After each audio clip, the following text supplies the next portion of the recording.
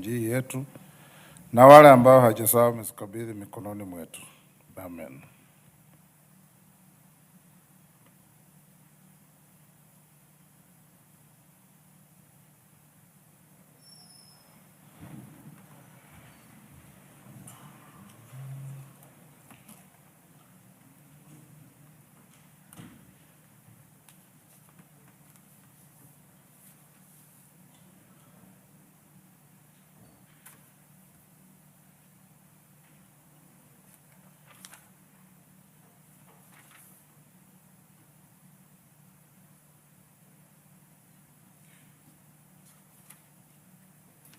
Sergeant, ring the quorum bell.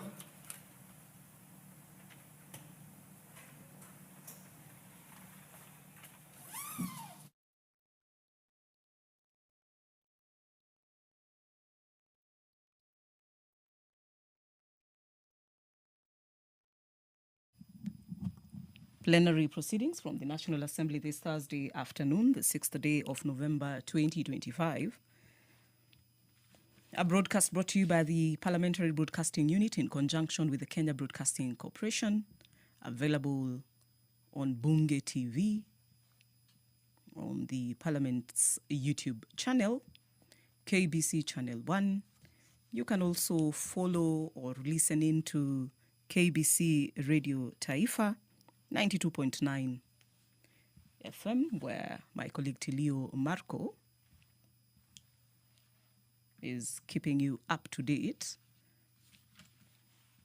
on the Senate side, as well as my other colleague Kamche Menza on the Senate proceedings. Here in the National Assembly, we have the quorum bell ringing. It will do so for 10 minutes, as ordered by the Honorable Speaker of the National Assembly, Moses Wetangula. As usual, the minimum number required for business to commence is 50, as set out in the standing orders, 34 to be precise.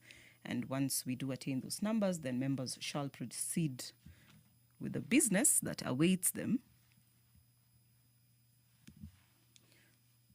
which really is the matter of legislation.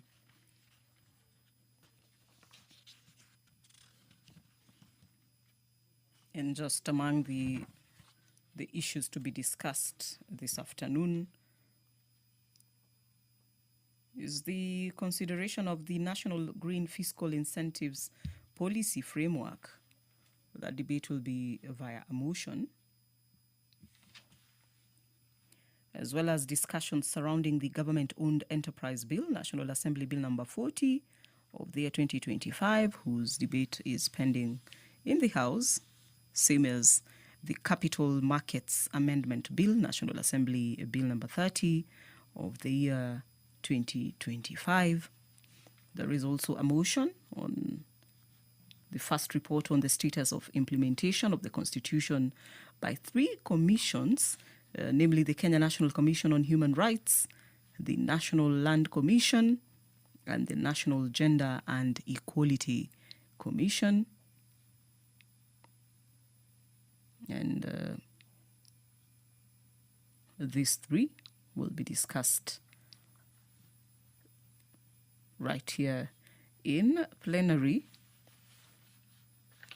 if the proceedings go as planned.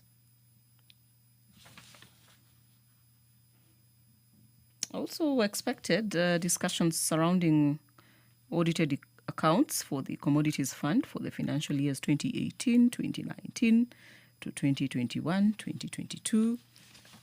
And as earlier mentioned, a number of statements also expected. All about 5 from the Administration and Internal Security, as well as Defense, Intelligence and Foreign Relations Committee, as well as statements that will be sought to the Administration and Internal Security Committee, the Agriculture and Livestock Committee, Defense, Intelligence and Foreign Relations Committee, and the Environment, Forestry and Mining Committee.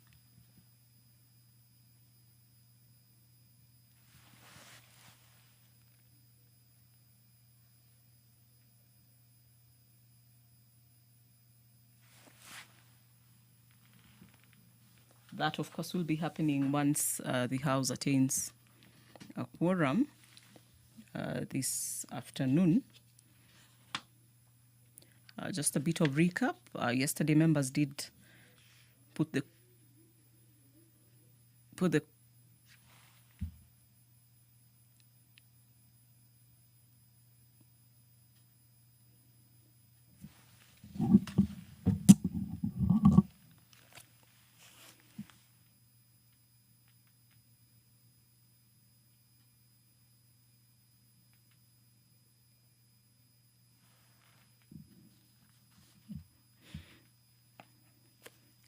quorum bell still ringing. So, as it does, we have a brief view into what was transacted yesterday in the House. Members did put the question to a motion that considered regulations relating to the petroleum sector. And then they also decided that another motion from the Committee of the Whole House on the Perethrum Repeal Bill, National Assembly Bill number 40 of the year 2024, should proceed forth, as well as the Maternal, Newborn and Child Health Bill, Senate Bill number 17 of the year 2023. Yesterday afternoon, we also had the Cabinet Secretary, Education, Julius Ogamba, in the National Assembly in plenary, responding to queries from members. And, of course, top on that list was the issue of the university's lecturers' strike, which was later in the day called off. The university dons had been away from the lecture halls for more than a month and a half. And their issues, largely concerning remuneration, payment of outstanding dues, were settled. They agreed to payment in phases, the first of which will be done in this financial year, and then the next phase, half-half, 50%, 50% in the next financial year. Sergeant at Arms, taking count, just to ensure that those numbers are attained, 50.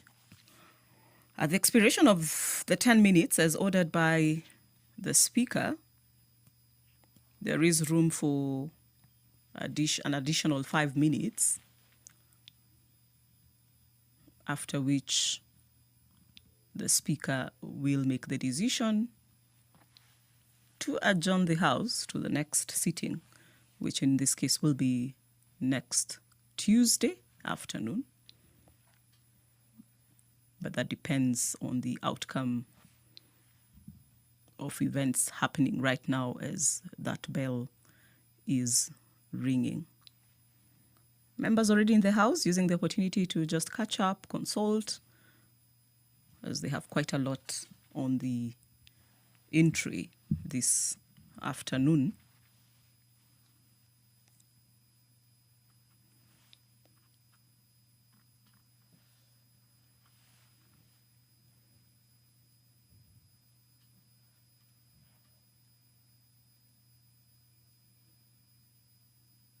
And just considering that they also are members of various House committees that are also holding sittings, some of them concurrently with the plenary session.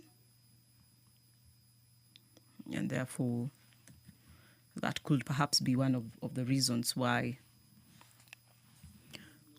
the numbers are wanting, as it were.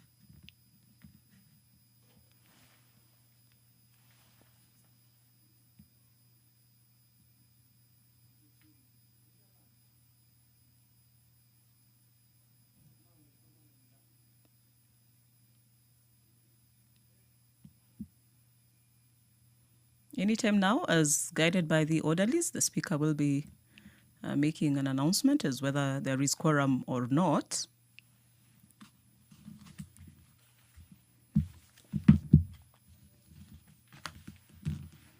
Meanwhile, we can look at one of the bills that is expected this afternoon, whose debate is expected to commence this afternoon, the Capital Markets Amendment Bill 2025, that seeks to amend Section 29 of the Capital Markets Act Cap 485A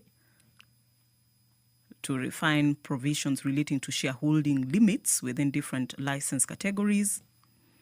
And these are amendments that seek to enhance how business will be transacted by removing shareholding limits to attract more investment in regulated institutions. And just noting that without such limits, investors may be more willing to invest.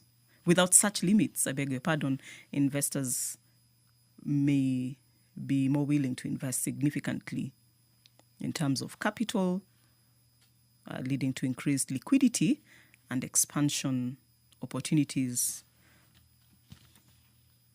for relevant institutions. Part of the amendments include enhancing flexibility by conferring on the Cabinet Secretary, in consultation with the Capital's Market Authority, power to make regulations, prescribing shareholding limits for different categories of business that require to be licensed or approved under the Act, streamlining regulations to simplify regulatory processes and facilitate more efficient and responsive adjustments to shareholding limits as dictated by market dynamics, as well as align with best practice. The amendments seek to ensure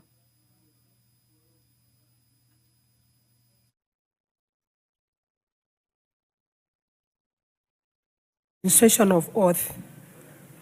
Order number 2, communication from the chair. Members on their feet, take your seats.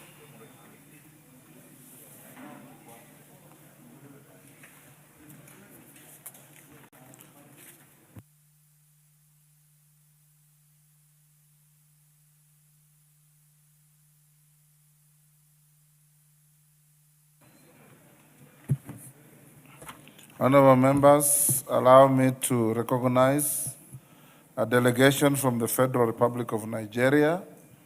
I wish to introduce to you a delegation from the Federal Republic of Nigeria who are seated in the Speaker's row. They are Dr. Musa Adamu Aliyu, Chairman, the Independent Corrupt Practices and Other Related Offenses Commission, ICPP, leader of the delegation, Senator Emmanuel Memga, Chairperson, Senate Committee on Anti-Corruption and Financial Crimes, Honorable Kayode Moshihud Akiolu, Chairman, House of Representatives Committee on Anti-Corruption Agencies.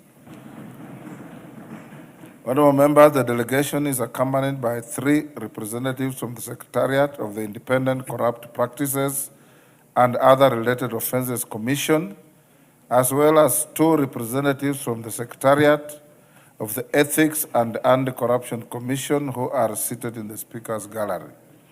They are in the country to gain practical insights on best practices and institutional standards in the investigation, prosecution, and oversight of corruption-related matters. On my behalf and that of the Assembly, I welcome them to Parliament. I wish them fruitful engagement during their stay in the country. In the same breath, let me acknowledge in the public gallery Mr. Samuel Thige, Lelit Primary School, Moiben, Baliach Legacy School from Soi, Uasin Gishu, and Camera Central from Kitutu, Masaba, Nyamira.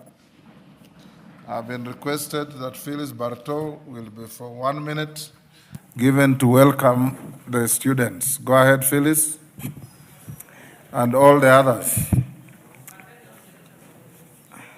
Thank you, Mr. Speaker, for giving me the opportunity to welcome all the students from the various schools to Parliament. Particularly, I want to zero in to Moiben Lelit Comprehensive School. I want to welcome you to Parliament, and I want to congratulate you for having successfully completed your exams. And I hope that your experience in this house today is going to give you a pathway of your career choices from now henceforth. Welcome and feel at home and take your time and observe what is happening in Parliament. Karibuni sana. Yes, Millie? Thank you, Mr. Speaker. Mr. Speaker, Honorable Pato forgot that when you gave her an opportunity to welcome, she failed to welcome the members from Nigeria who are on a benchmarking mission, and we do welcome them to Kenya. And I hope you don't give CNN a chance to welcome them because he's laughing that he's not sure whether we can benchmark in Kenya on corruption issues. But I know we can, there's a lot to benchmark in Kenya on anti-corruption issues. But Mr. Speaker, I think one other thing that they can also benchmark coincidentally is that their delegation has no woman. And I hope they can in future do that, even though we welcome them in the House, but we hope they will add women in future in their delegation. I knew that is what you wanted to say. And on the jibes by CNN, I want to tell you, a river is never appreciated until it dries up. You go out there around the continent of Africa, and I've been to each and every country on this continent, and you realize how blessed Kenya is. It is now up to you, instead of being cynical, to fight the vices that can make Kenya better. Yes. CNN. Yes, Farah? 1 minute. Go ahead. I also want to take this opportunity to welcome the very distinguished delegation of members of Parliament, a member of the Senate, as well as the members of the anti-corruption body in Nigeria. It has a different name. I had a moment this morning, we had a lot of exchanges as a JLAC with our chairman, Murugara, and I can tell you there is a lot we learned from them, and they have a lot to learn from us also. So Nigeria is the economic power in West Africa. Kenya is the eminent economic power in East Africa. So there's need for us, for the two of us, to really have a lot of discussions and exchanges so that this continent goes over and becomes a first world. And I can see my chairman, Murugara, is very happy. Thank you. You're welcome. You're welcome to your country. Sample our beautiful park. This is the only city in the world that has got a national park next to it. And I'm sure Parliament will arrange for you to go to many other places, including our beautiful coast, Mombasa. And we are having a leaders retreat in Mombasa. And we are having a retreat, and I hope you also participate in that. Thank you very much. Thank you very much. Ambassador Sigei, I know you want to say that you as truly here recommended you to be appointed ambassador to Nigeria. Say it. Thank you, Mr. Speaker. I rise to also take the opportunity, and Mr. Speaker, you know, my appointment to Nigeria, you are very critical in the process. And therefore, I want to take this opportunity to welcome. Just say, I nominated you and you were appointed to Nigeria. And I was appointed. that is the process, Mr. Speaker. It was a process. So, Mr. Speaker, I want to take this opportunity to welcome the delegation from Nigeria. My name is Ambassador Francis Sigei. I served in Nigeria as the High Commissioner from 2009 and 2012. And therefore, I want to say this, that Nigeria is a great country. And Mr. Speaker, I work there, and these people of Nigeria love Africans. And the time I served in Nigeria, I really enjoyed it because they are real Africans, these Nigerians. And therefore, I want to thank you and welcome you to Nairobi. And I hope to see you before you go. But I want to tell you that I enjoyed working in Nigeria. Thank you, Mr. Speaker. Next order. Order number 3, messages. Order number 4, petitions. Order number 5, papers. Majority Leader.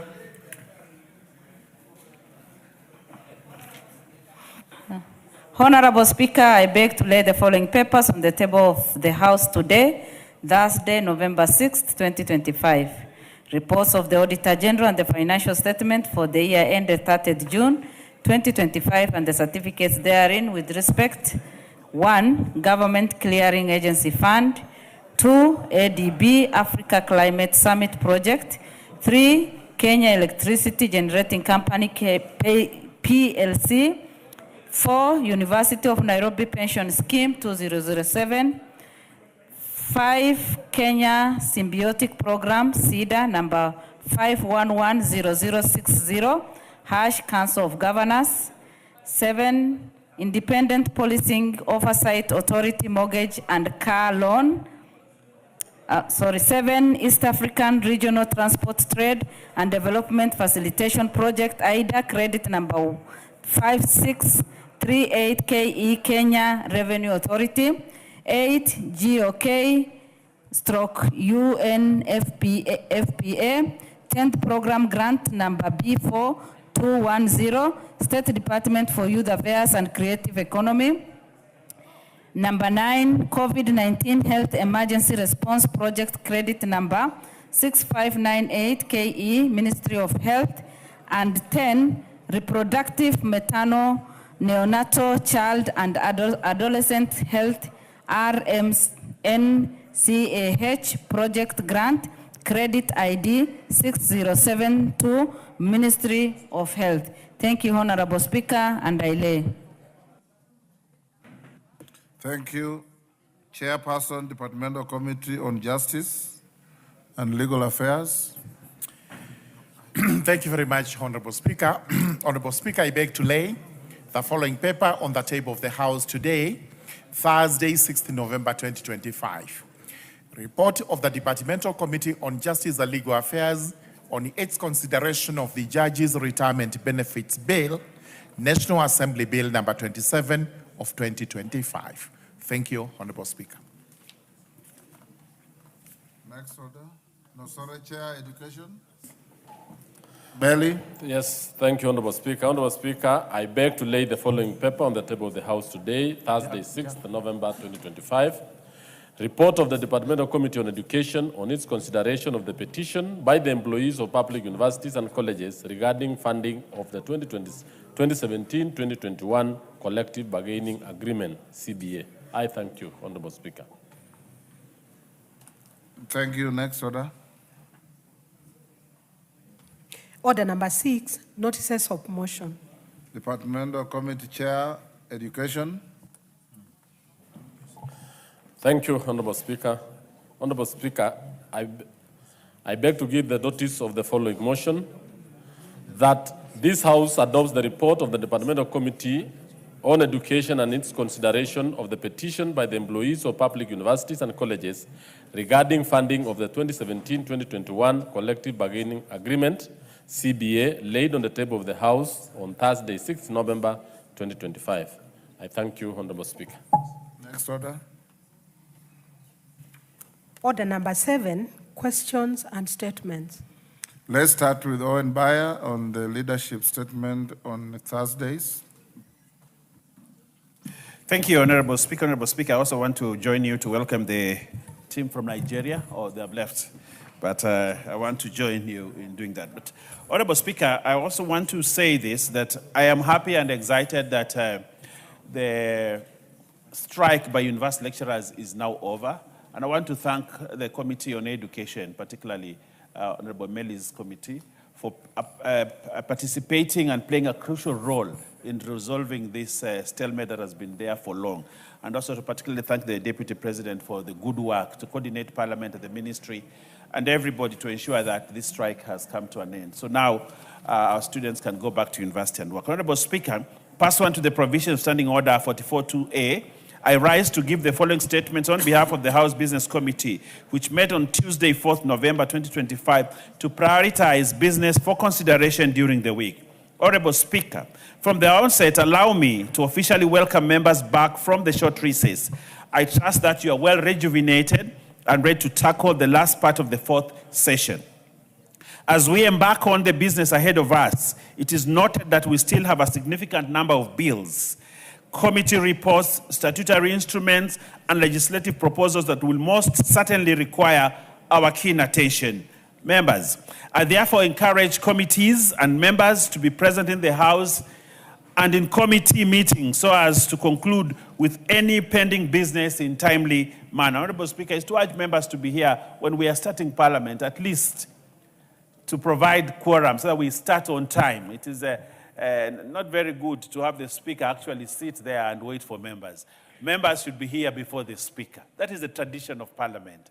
But I think we have an opportunity to improve so that we accord our Speaker the respect he deserves. To be there, for us to be there on time for the Speaker, to accord him the honors of entering the chamber and starting the session. Honorable Speaker, with regards to the business for Tuesday next week, the House is expected to consider the following bills at second reading, if not concluded today. Of course, all these bills most probably, Honorable Speaker, will come next week. The Tea Amendment Bill, Senate Bill number 1 of 2023. I think we have a few minutes remaining on this. Good debate on this. The people from tea growing, we had a robust debate on the tea issues, Honorable Speaker, and I will request members to be here, especially those from the tea growing area. We need to make a change. We need to actually bring money to the farmers in respect to tea growing areas. Government-owned enterprise bill, the Capital Markets Amendment Bill 2025, the Judges Retirement Benefits Bill 2025. Honorable Speaker, I think this is a very important piece of legislation. You remember the colloquium in Mombasa. We discussed the Judges Retirement Benefits Bill 2025, and I think it is a piece of legislation that we must participate to give the judges retirement benefits. For the provisional collection of taxes and duties, Repeal Bill 2025 that is coming on. And these are important bills, Honorable, that we expect next week. Additionally, my Speaker, debate will be undertaken on the following motions, some of which are listed in today's order paper. Consideration of the sessional paper number 5 of 2024 on the National Green Fiscal Incentives Policy Framework. The report of this bill, Honorable Speaker, is in the table office. And I want to request members to actually read this report. It is a new thing, a new phenomenon, the National Green Fiscal Incentive Policy Framework. That as debate comes in, it is important that we keep ourselves with the knowledge on this green fiscal. The report is ready. Please take time and read it so that we have good debate. So, secondly, consideration of the amendment to Article 24.2a of the Protocol on Establishment of the East African Community Customs Union, an important piece of legislation. And then the first report on the status of implementation of the Constitution by 3 commissions. Consideration of the privileges and immunities, the Global Center for Adaptation Order 2025. Report on the audited accounts for the Judiciary Mortgage Scheme Funds. Consideration of the session paper number 5 of 2023 on the National Policy on Labor Migration. A very important policy. I think the President was in Qatar, and we can read in the papers information on the migration, labor migration. It's an important piece of sessional paper that we need to look at. Consideration of comprehensive economic partnership agreement between the Republic of Kenya and the United Arab Emirates. Report on the audited accounts for the Stores and Services Fund for the financial year 2020, 2021, 2021-2022, and the Occupational Safety and Health Fund for the financial years 2020, 2021, 2022. And 9, report on the audited accounts for the Land Settlement Fund for the financial year 2020, 2021, 2022, and the Railway Development Fund holding account for the financial year 2027, 2028 to 2021 to 2022. And lastly, Honorable Speaker, consideration of a petition regarding pollution of River Athi. In conclusion, my Speaker, the House Business Committee will reconvene on Tuesday, 11th November 2025 to schedule business for the rest of that week. And also, Honorable Speaker, what is important before us is that the KEPSA meeting in Mombasa that many of our members are attending. Honorable Speaker, I beg to lay this statement, and thank you very much. Thank you, Owen Oundo. Wilberforce. Thank you, Honorable Speaker. Pursuant to the provisions of Standing Order 43, I rise to make a statement regarding the hosting of the 11th World Scout Parliamentary Union WSPU General Assembly, scheduled to be held from 6 to 13 November 2025 in Kenya. Honorable Speaker, the World Parliamentary Scouts Union is an international organization that which unites Scouts-oriented parliamentarians from all over the world and brings them closer contact with the Scout world movement. Its objective is to strengthen both national Scout organizations and world Scouting through the influence of parliamentarians who believe in Scouting as an effective and formal educational method and movement. Honorable Speaker, the World Scout Parliamentary Union General Assembly is a triennial event for parliamentarians and Scout leaders to discuss the developments of the Scout movement and the youth policy. During the 10th WSPU General Assembly held in Jeonju, South Korea in 2022, the Republic of Kenya successfully bid for and won the privilege to host the 11th WSPU General Assembly in 2025. The Kenyan delegation to the 10th Assembly comprised of members of the National Assembly, which I was privileged to be part of, the Senate, the Governor of Nyeri County, the Kenya Ambassador to the Republic of Korea, members of WSPU Kenya, and an official from the Parliamentary Secretariat.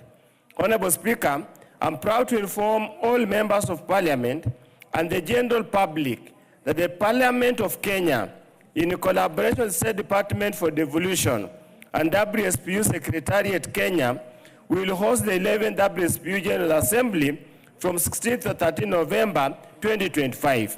The General Assembly will bring together parliamentarians and Scout leaders from across the globe to deliberate on youth empowerment, leadership, sustainable development, and the role of parliamentarians in supporting the Scouting movement. Honorable Speaker, the General Assembly is divided in two parts. The WSPU Youth Assembly, to be held from 16th to 9th November 2025 in Nyeri County, the birthplace of Scouting in Kenya, and the final resting place of Lord Baden-Powell, the founder of the Scout movement, and the main General Assembly, scheduled for 19 to 13 November at Safari Park Hotel in Nairobi County. The official opening of the General Assembly will be graced by the patron of WSPU Kenya, Right Honorable Dr. Moses Wetangula, EGH MP, the Speaker of the National Assembly, and Chairman, Parliamentary Service Commission. The main General Assembly will culminate in adoption of key decisions and resolutions guiding the global parliamentary Scout movement.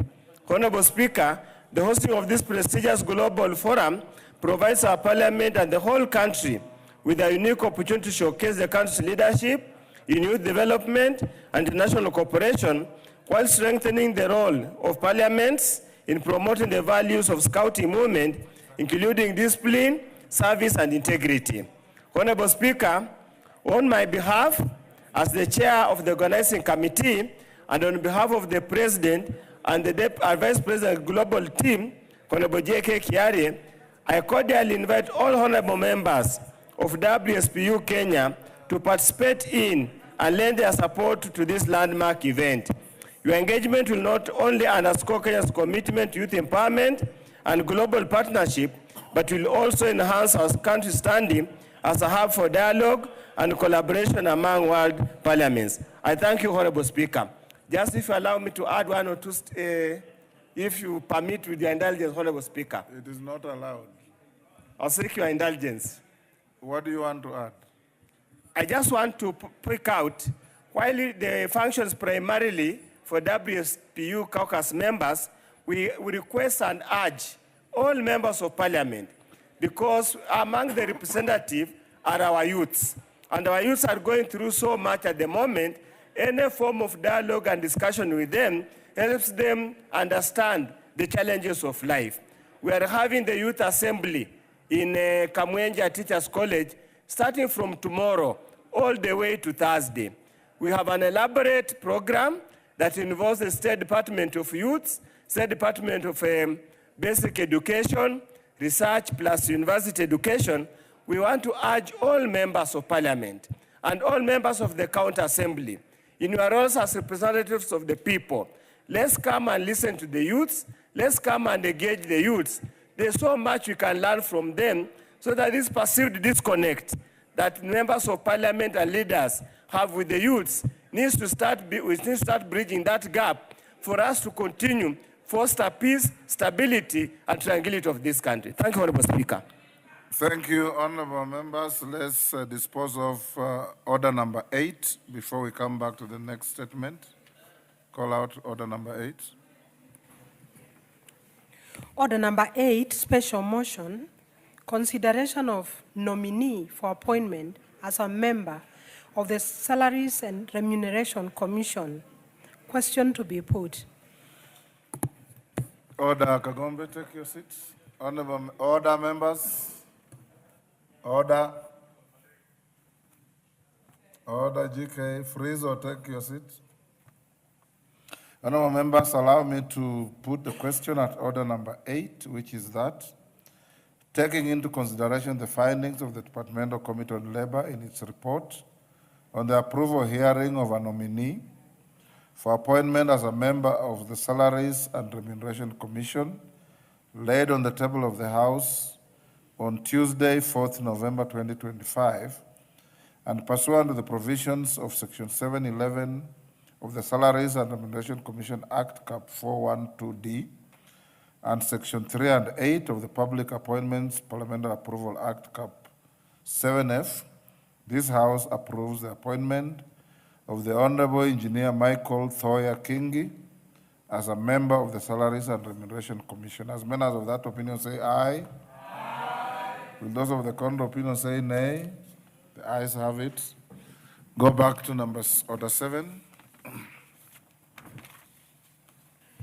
Order number 7, questions and statements. Caroline Ngelechei.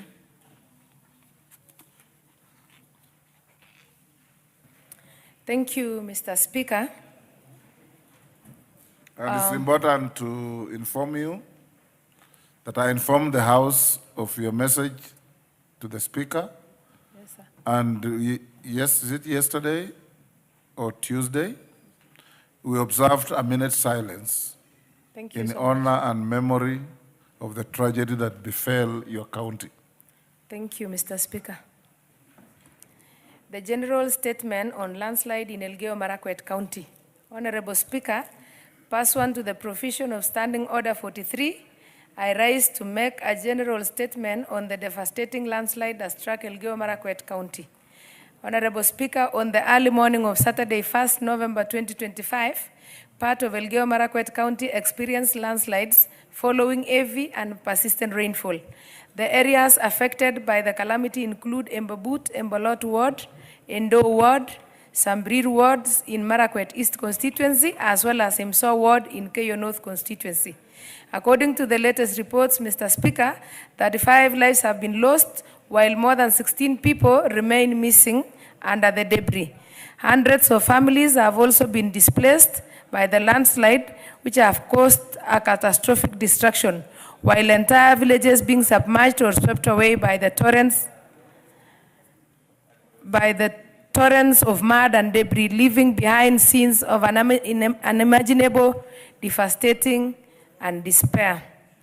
Honorable Speaker, the landslides have also led to a destruction of infrastructure, including roads, bridges, and public facilities, severely hampering rescue and relief operations and isolating many affected communities.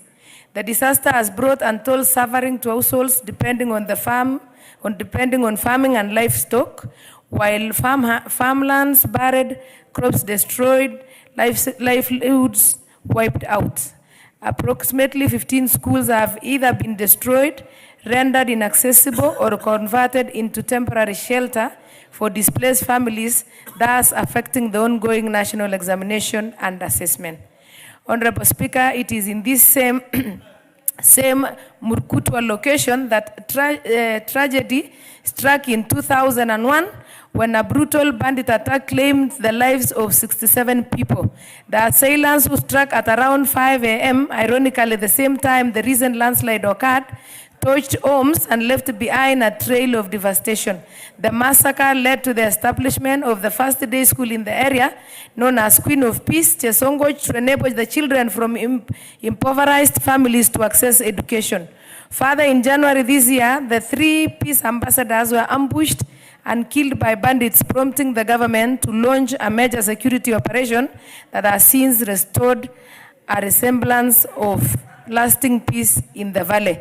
Honorable Speaker, this recent tragedy has once again exposed the vulnerability of families residing along the steep escarpment of valleys of the Elgeyo Marakwet.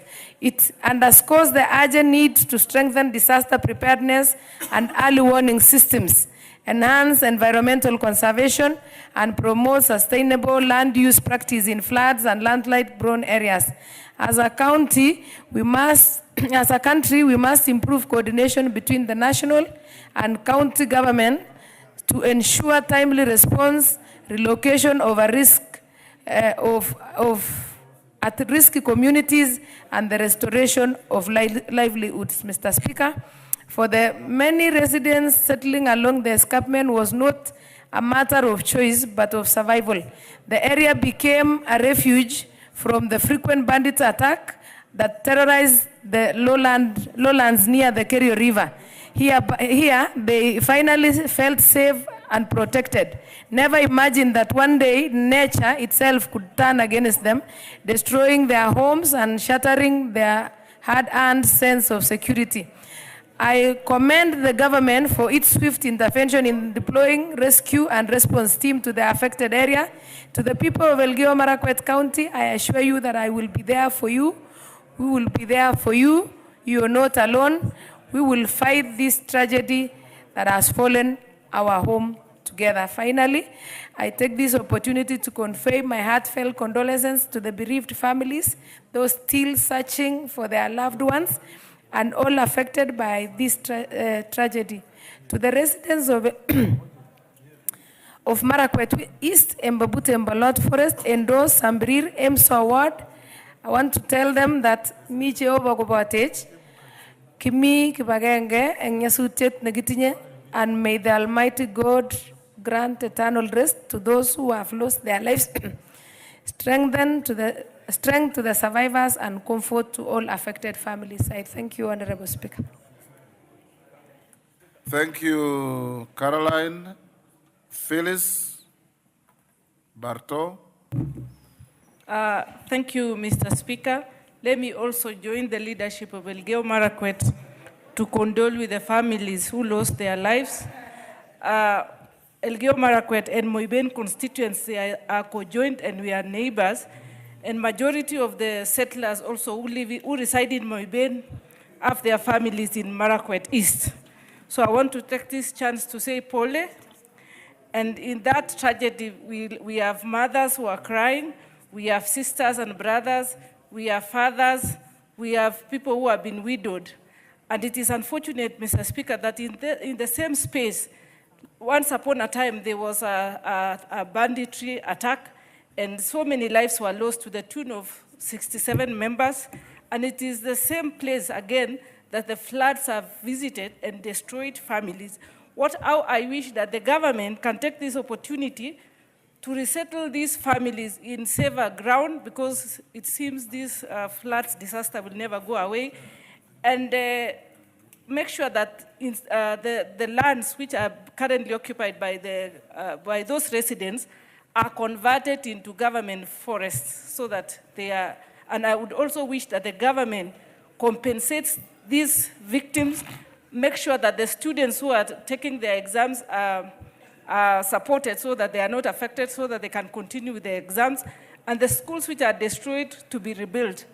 And once again, from the entire constituency of Moiben and the people of the great people of Moiben, I want to say, pole sana, we are together in this, in mourning. Member Keyo North. Thank you very much, Mr. Speaker, for this opportunity. Mr. Speaker, I want to take this opportunity to pass my heartfelt condolences to the families of those people who lost their loved ones, and also to wish the quick recovery to those people who were injured following the mudslide in Marakwet East. Honorable Speaker, also in my case, a mother and a grandchild, and I also want to say Paul to that family. Mr. Speaker, these people of Elgeyo Marakwet, and especially Marakwet East, have really suffered a lot. From the crisis of insecurity that we thank the government because it appears to have been sorted out, to now the problem caused by Mother Nature. Mr. Speaker, as we say, Pole, and asking government as you say, Pole, I want to request and ask government to find a long-term solution, and not only to the people of Elgeyo Marakwet, to also other Kenyans. We have people who are facing cases of floods in Nyanza province and all other sides of the entire country. So I think in Busia, in also Coast, I think as a country, it's high time that we prioritize protecting the lives of Kenyans, so that as we put forward the interest of development, we also ensure that our people are being settled in safe grounds. In this regard, I want to say, Paul, to those families, may the Almighty God find peace and comfort in your hearts as you mourn your loved ones. Thank you, Honorable Speaker. Commissioner Makau. Thank you, Mr. Speaker. Allow me to join the Honorable Ngelete and the leaders from Elgeyo Marakwet for the death of those victims of floods and landslides. Mr. Speaker, this is a wake-up call that climatic change is real, and it's high time. When I see motions being brought here for degazettement of forests, Mr. Speaker, it reminds me how much we are entertaining such natural calamities to happen. Mr. Speaker, I also call upon our governors, now that even the weathermen are warning us of heavy rains and flash floods, and they expect such calamities to happen. Mr. Speaker, it's high time. Devolution is the best thing that happened to this country. And I think governors of this country should now be prepared. Emergency monies must be set aside. We must have prevention measures put in place, Mr. Speaker, because if we just sit like this and then we are here mourning, telling the dead ones, Pole, we are not doing them any favor. Mr. Speaker, I think it's a high time, even as a country, we get prepared in our budgets. We must set aside monies that are supposed to mitigate such calamities. Mr. Speaker, a place like the escarpment is a place that, of course, is expected. And I think if we are careful, we maybe will build gambions or such measures that are going to avoid such. At this moment, Mr. Speaker, because it's a very hard time for the members of parliament and leaders of that area, and even the ones who have lost their loved ones, allow me to say pole sana to those people. I thank you, Mr. Speaker. And the Honorable Ngelechei requested that members who feel the empathy and have some coins to spare to support the rehabilitation of affected families, I have given permission and authority to sign a check-off for those who want to contribute. Posing. I thank you, Honorable Speaker. Honorable Speaker, as a neighbor, because my constituency, Pokot South, neighbors, Marakwet East, I am very devastated, Honorable Speaker. And I want to share my condolences with the Honorable Women Rep of Elgeyo Marakwet, Honorable Speaker, and I think she's made a very passionate plea, Honorable Speaker. So as a neighbor, I want to send my condolences to the people we lost. Honorable Speaker, we had in Pokot South and parts of Sigor constituency, we had a problem the same last parliament. But I think we saw the response, and I want to thank national government specifically on this, in the response that we saw in Marakwet East, Honorable Speaker, where the problem is. ourselves in Pokot, we had a very irresponsive government, and therefore there was no response of government in last government, Honorable Speaker. But we could acknowledge whatever happened in Marakwet East. We saw the national government and also county government of Elgeyo Marakwet coming in. Honorable Speaker, as we send our message of condolences as neighbors, I want to make a suggestion, Honorable Speaker, to the department of this weather department to do two things, particularly in the highlands of Marakwet East, Marakwet West, Pokot South, and the highlands of Sigor. Honorable Speaker, we have another problem called lightning, which kills our people, Honorable Speaker, almost every rain. Even now, I lost this rain in this season. I lost a number of people in Pokot South, Honorable Speaker. I am suggesting, I'm of the opinion, Honorable Speaker, and I hope they're listening, that the Department of responsible for weather to build lightning arresters in the highlands of the constituencies I've mentioned, and specifically in my constituency, Honorable Speaker, because we have those two problems, the problem of landslide and also the problem of lightning arresters and lightning, which has killed a number of people and also animals, Honorable Speaker. So I'm proposing that, number one, that they should build those lightning arresters in those 4 neighboring constituencies. Number two, to set, Honorable Speaker, a meteorological station to be able to read what's happening in those highlands. It's not about cutting forests. Because these people have been living, Honorable Speaker, there millions of years ago before we were born. I think there's something that we need to set a meteorological station in those highlands to be able to observe so that we can have an early warning system, Honorable Speaker. I thank you and I thank Honorable Mweleche, and we plead, Honorable Speaker, that people who are able to make contribution to the people of the great people of Marakwet East, Honorable Speaker. We sympathize with them, we condole with them, Honorable Speaker. I thank you. Member for Keyo South.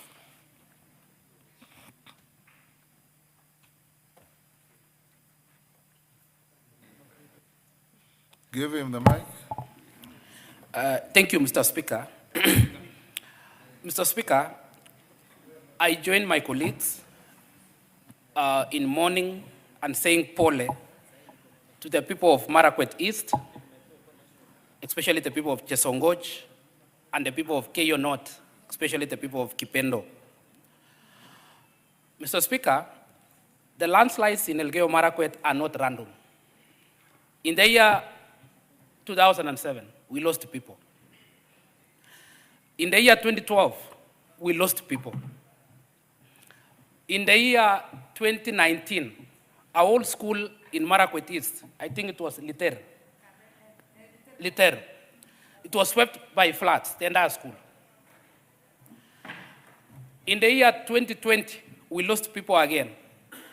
Now, 2025, we have lost people. I am worried, Mr. Speaker, because this will reoccur. The entire stretch of Kerio Valley and the topography of Elgeyo Marakwet County and more so West Pokot County consists of 3 topographies. There is the islands, which there is no problem. There is the escarpment, the Kerio escarpment, and then there is the valley, the Kerio Valley. So when rain, there is a lot of rain in the islands, it goes down the valley. The space between the Kerio Valley and the islands is what we call the hanging valley. Usually it's not because of huge rain, it's because of very, extensive, like it can rain for 24 hours with very small rain. It makes the ground to soak, and then it takes all what is available. What causes this? 1, the steep topography. 2, man-made, issues of cultivation from wananchi. But again, as leaders, we talk to wananchi, they tell us, you tell us you don't want us to cultivate on these steep areas. What will we do? What will we eat? It is a source of our livelihood. So like my colleagues have said, it's high time government, come up with measures so that we take these people to another land, surrender this land to maybe to Kenya Forestry, because we cannot have people lose their lives year in, year out. Usually this happens in the month of October to December. I was lucky in my constituency, there was not, there were landslides, but not in the scale of what happened in Marakwet West and Marakwet East and Keyo North. But, roads have been cut by the landslides. So if you look at the investment government puts in there in terms even of road network, it's very expensive. Even electricity, very expensive because of the topography of that area. Maybe it's high time, and maybe as we go forward, we'll bring a petition that all these people, because there are not many, can be transferred to another land, and we do land exchange, so that the forest somewhere can be exchanged with these people, because we cannot have a very good land in the islands just for the trees, and people are suffering. Even if we want conservation, we must take care of our people, Mr. Speaker. Thank you, Mr. Speaker. Maungu. Thank you, Mr. Speaker.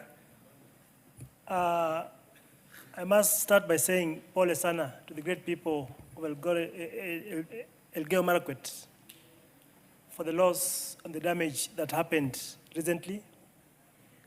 On my own behalf and that of the great people of Luanda and Vihiga County in general, we cry with them and we say pole sana for the loss that happened. Mr. Speaker, the issue that happened may not be very new because, as my colleagues have actually said, these are things that have happened over and over again.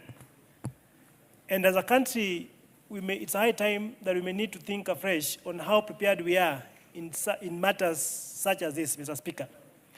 Because we cannot do the same thing the same way and expect different results.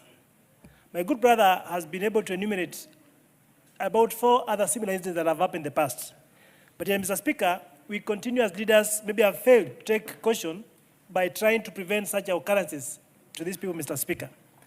My take would be, as much as we may talk about strategic preparedness, Mr. Speaker, maybe we may need to have a long-term solution. I remember some days back around Busia, we used to have floods, Mr. Speaker. Waters will carry these people unawares until the issue of dikes came in, Mr. Speaker.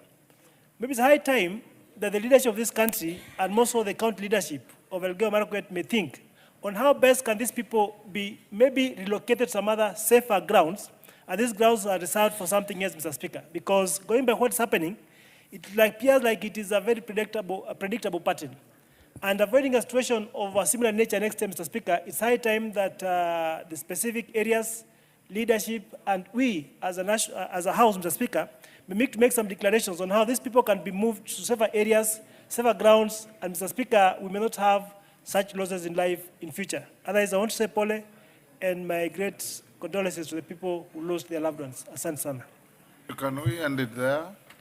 Those who want to support, you can talk to Honorable Ngaleche. I acknowledge Thika Greens SEK youth from Kandara, Muranga. Kathiguni Primary School from Chuka, Igambangombe, Tarakanith. On my behalf and on behalf of the House, we welcome the students and their teachers and those accompanying them to Parliament.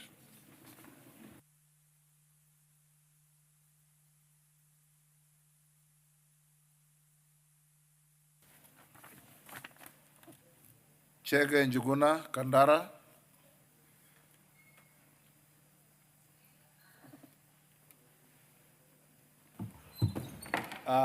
Thank you, Honorable Speaker. Honorable Speaker, I rise to request for a statement regarding the shortage of police officers in Kandara constituency. Honorable Speaker, pursuant to the provisions of Standing Order 44.2c, I wish to request for a statement from the chairperson of the Departmental Committee on Administration and Internal Security regarding the shortage of police officers in Kandara constituency. Honorable Speaker, Chapter 10 of the National Police Service Standing Orders mandates the Inspector General to designate police stations, post patrol bases, units, and unity bases as a place of custody. Furthermore, Honorable Speaker, the standing orders provide for the equitable distribution of police stations across the country to ensure access to security services to all citizens. However, Honorable Speaker, during the course of the year, the security situation in Kandara constituency has deteriorated following the closure of 5 posts, namely Kagira, Gakoi, Motito, Kawendo, and Kireko police posts.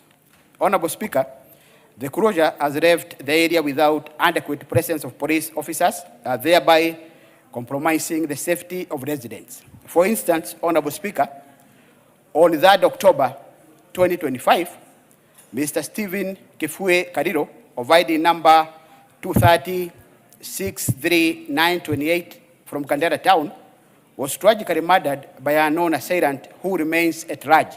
Similarly, Honorable Speaker, on the following day, on October 24, 2025, Mr. Jason Shege from Githoya village was also murdered under comparable circumstances. To date, Honorable Speaker, no convictions have been made in the connection with these heinous acts. Honorable Speaker, if the situation is not urgently addressed, it could result in additional cases of criminal activities in the area. So, Honorable Speaker, it is against this background that I request for a statement to the chairperson of the Departmental Committee on Administration and Internal Security on the following. Number one, Honorable Speaker, reasons for the closure of Kagira, Gakoi, Mutito, Kawendo, and Kiriko police posts in Kandara constituency. And number two, Honorable Speaker, the long-term plans put in place to increase the number of police officers in the area. I thank you, Honorable Speaker. And Honorable Speaker, I yield back. Thank you very much, Chair. Administration.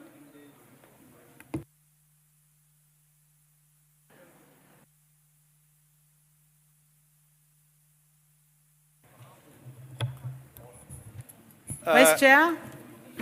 You have changed the place where you normally sit. Now I'll be looking for you from the front row. Thank you, Madam Speaker. I'm trying to exit the House. I think I have had an honorable colleague.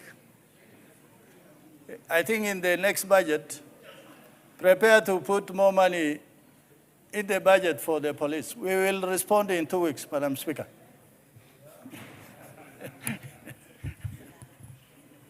So thank you. The Honorable Daniel Manduku, please proceed with your request for statement. Thank you, Madam Speaker. I acknowledge the tremendous work that this House has put in ensuring that we have T-sector reforms, and I also acknowledge the ruling by the Speaker yesterday, and in the circumstances, I feel that my statement is overtaken by events. So I wish to drop the statement. Thank you, Madam Speaker.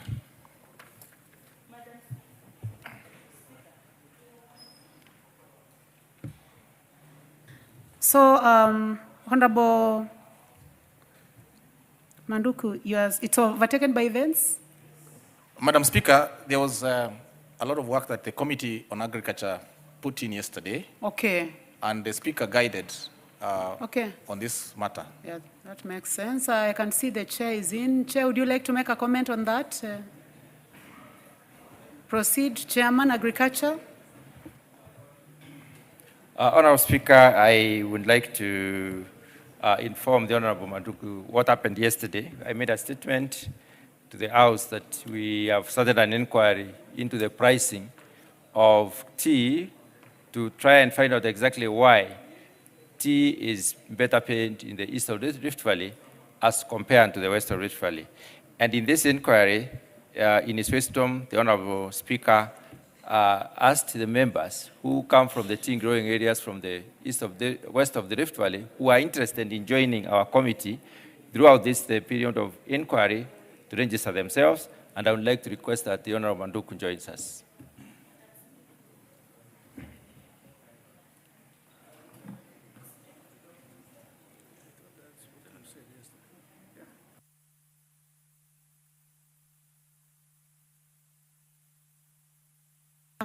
It is possible for you, Honorable Manduku, to join. The Speaker already gave an opportunity to several members, especially those who come from that region, but there is no problem. You can write to the Chair and join the team, if you want to do that. Thank you. Yes, member for Kisii County. Thank you, Madam Speaker. Since Honorable Manduku was not in Bunge yesterday, I was chosen to represent the larger Kisii and Nyamira. So even if he sent his name, it has been overtaken by events. Let him trust that Mama Donya, I'm the woman representative for Honorable Manduku, will do an able job. And I will definitely give him information on how we will be progressing. Thank you, Madam Speaker. And anytime, be it during the day, I'll give the information to him. I thank you, Madam Speaker. Well, actually, Honorable Manduku did not ask to join, but the chair offered that he joins. I would like to ask you, Honorable Manduku, do you have 100% faith in the chair, in the information Speaker, that you will get from, you are likely to get from the member for Kisii County? Madam Speaker, whilst I acknowledge the women rep's sentiments, I want to confirm that she doesn't own a single bush of tea. I doubt that she has the capacity to fight for tea farmers. But since the chairman has invited me to the committee, I will gladly join and ask that Madam Donya be removed from that committee instead. Thank you. Honorable members, this is a house of debate and we allow members to ventilate. However, no. Honorable members, you have very important business ahead and there are members who are waiting for their statements. But I would like now, the chair has already offered to have the Honorable Manduku and we will go by the position of the chair.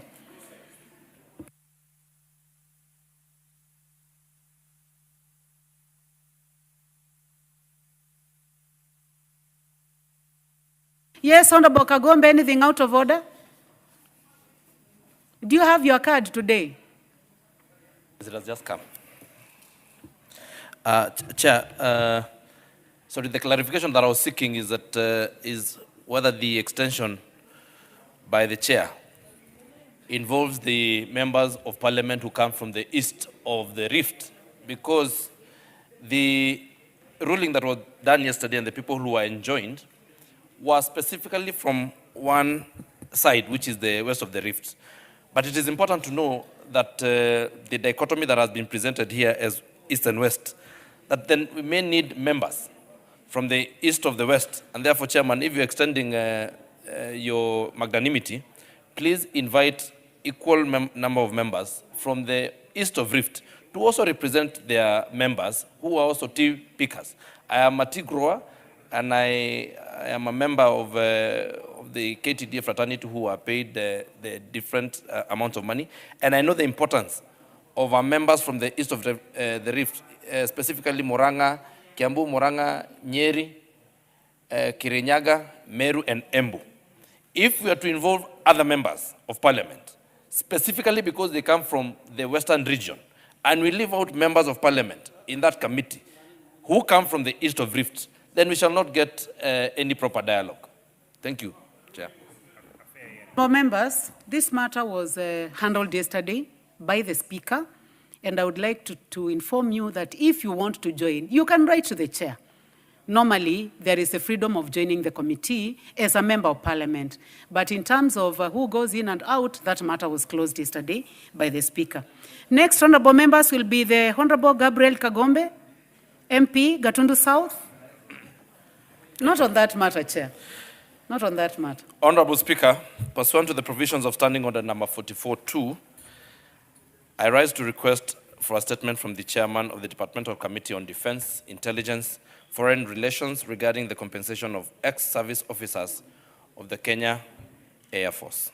Honorable Speaker, Messrs. David Gitaunjao and L.R. Ngure were commissioned officers serving in the Kenya Air Force at the time of the attempted coup d'etat of 1st August 1982. On diverse dates, between the 1st and the 4th August 1982, they were arrested by officers of the Kenya Army on suspicion of participating in the attempted coup.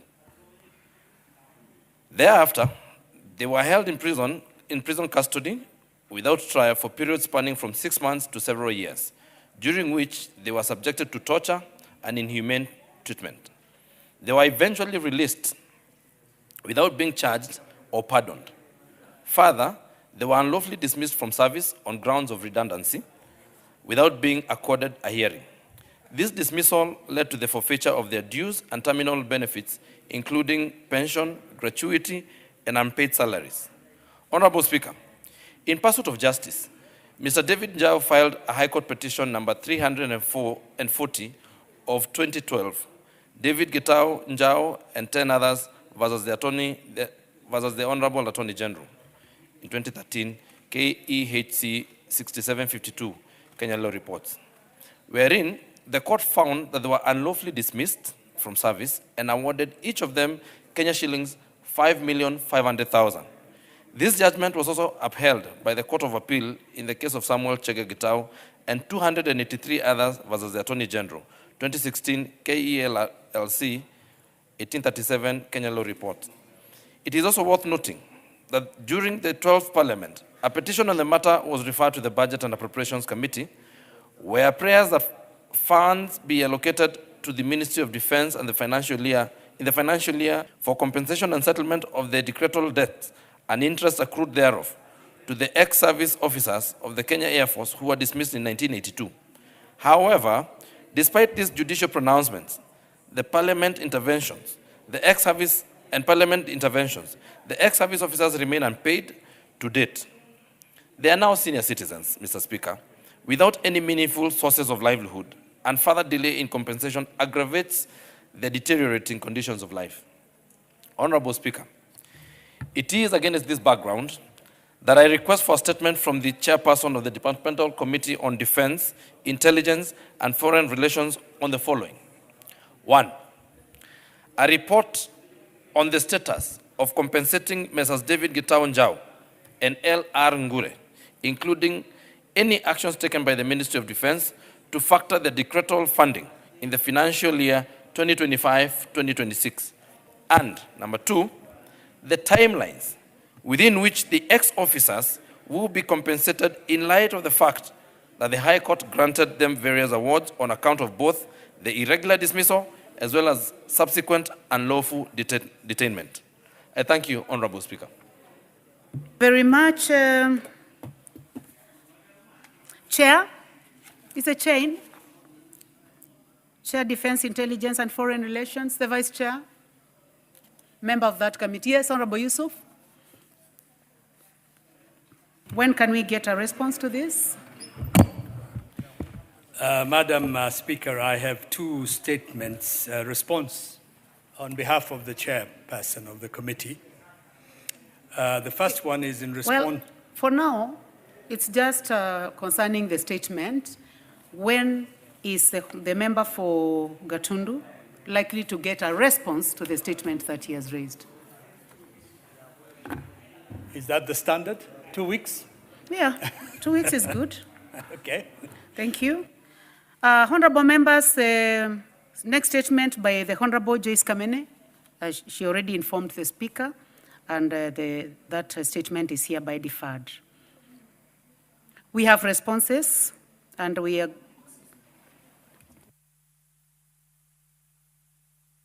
Thank you. Honorable members, I would like to indulge the Honorable Wamboka. Honorable Wamboka, you have a statement. You had informed the Speaker. Please proceed. Honorable Speaker, pursuant to the provisions of Standing Order 442C, I rise to request for a statement from the chairperson of the Departmental Committee on Agriculture and Livestock regarding the closure of the Bumula Way Bridge in Nandingwa area by the Kenya Sugar Board. Honorable Speaker, the abrupt closure of the Bumula Way Bridge in Nandingwa area has raised serious concern among sugarcane farmers in Bumula constituency.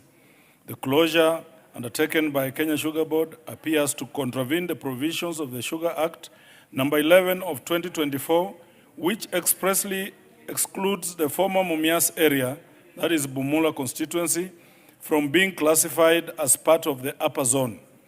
This action has caused confusion and disruption in cane transportation and weighing operations, adversely affecting over 10,000 sugarcane farmers in the region.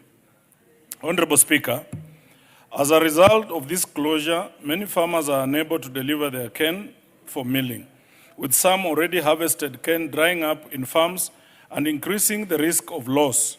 the situation has not only caused economic hardship, but has also exposed farmers to potential contractual disputes, as most of their agreements fall under the upper zone, Mumias area. Furthermore, the deregistration of Bumula farmers has created uncertainty about their participation in the upcoming sugar board elections, as they are neither eligible to vote in the lower zone nor the upper zone, given their current classification and contract arrangements. Honorable Speaker, it is against this background that I request for a statement from the chairperson of the Departmental Committee on Agriculture and Livestock on the following. 1. Reasons for the hurried closure of the Bumula Weighbridge in Nandingwa by the Kenya Sugar Board, despite the Sugar Act expressly excluding Bumula from the upper zone classification. 2. Measures being taken by the Ministry of Agriculture and Livestock to safeguard the interest of over 10,000 cane farmers in Bumula, whose sugarcane is either ready for harvesting or already harvested but remains uncollected due to the closure. 3. Classification on the fate of Bumula farmers in the upcoming sugar board elections. Clarification on the fate of Bumula farmers in the upcoming sugar board elections, considering that the registration has made them ineligible to vote in both the upper and lower zones. And lastly, 4. Steps being taken by the ministry to restore operations at the Bumula Weighbridge and protect farmers from further economic losses arising from this administrative action. I thank you, Honorable Speaker. Thank you very much, Honorable Kwamboka. Honorable Chair. Chair Agriculture. The Honorable Mutunga. Yes. When are we going to get this statement, response? Thank you very much, Honorable Speaker. We cannot do it on Tuesday. At least after 2 weeks, we won't be able to respond to you. Well, 2 weeks. The Honorable Babu Owino, you may proceed with your Thank you very much. request for statement. Thank you very much, Honorable Speaker. Honorable Speaker, I want to request for statement regarding the killing of a Kenyan teacher in Tanzania. Honorable Speaker, pursuant to the provisions of Standing Order number 44, sub-article 2, paragraph C, I rise to request for a statement from the chairperson of the Departmental Committee on Defense, Intelligence, and Foreign Relations regarding the circumstances surrounding the death of Mr. John Ogutu of ID number 28628412 in the United Republic of Tanzania. Honorable Speaker, reports indicate that Mr. Ogutu, a Kenyan teacher working at Sky Primary School in Kinondoni, Dar es Salaam, was shot dead on the 29th day of October 2025 under unclear circumstances. His family has since confirmed the death and learned that he was apparently returning to his residence when this unfortunate incident occurred. This matter is of grave national concern as it touches on the safety and protection of Kenyans working and residing abroad, particularly within the East African community, where free movement, residence, and establishment are rights guaranteed by the East African Community Treaty and protocols. Honorable Speaker, it is against this background that I seek a statement from the chairperson of the Departmental Committee on Defense, Intelligence, and Foreign Relations on the following. 1, circumstances leading to the killing of Mr. John Ogutu of the said ID number, a Kenyan teacher at Sky Primary School in Dar es Salaam, Tanzania, and any official communication received from the government of Tanzania regarding the incident. That we want to know the diplomatic and consular interventions undertaken by the government of Kenya to ensure prompt, transparent, and independent investigations into the killing and to secure justice for the deceased and his family. 3, we want to know the measures being taken to repatriate the remains of Mr. Ogutu to Kenya for interment and or burial of the body, and to provide psychosocial, financial, logistical support to his grieving family. And lastly, we want to know the policy and institutional frameworks in place to guarantee the safety, welfare, and protection of Kenyans living and working abroad, particularly within the region, and to prevent similar tragic incidents in future. Thank you, Honorable Speaker. Thank you very much, Honorable Babu Owino. Chairman, in the absence of the chair, the vice chair.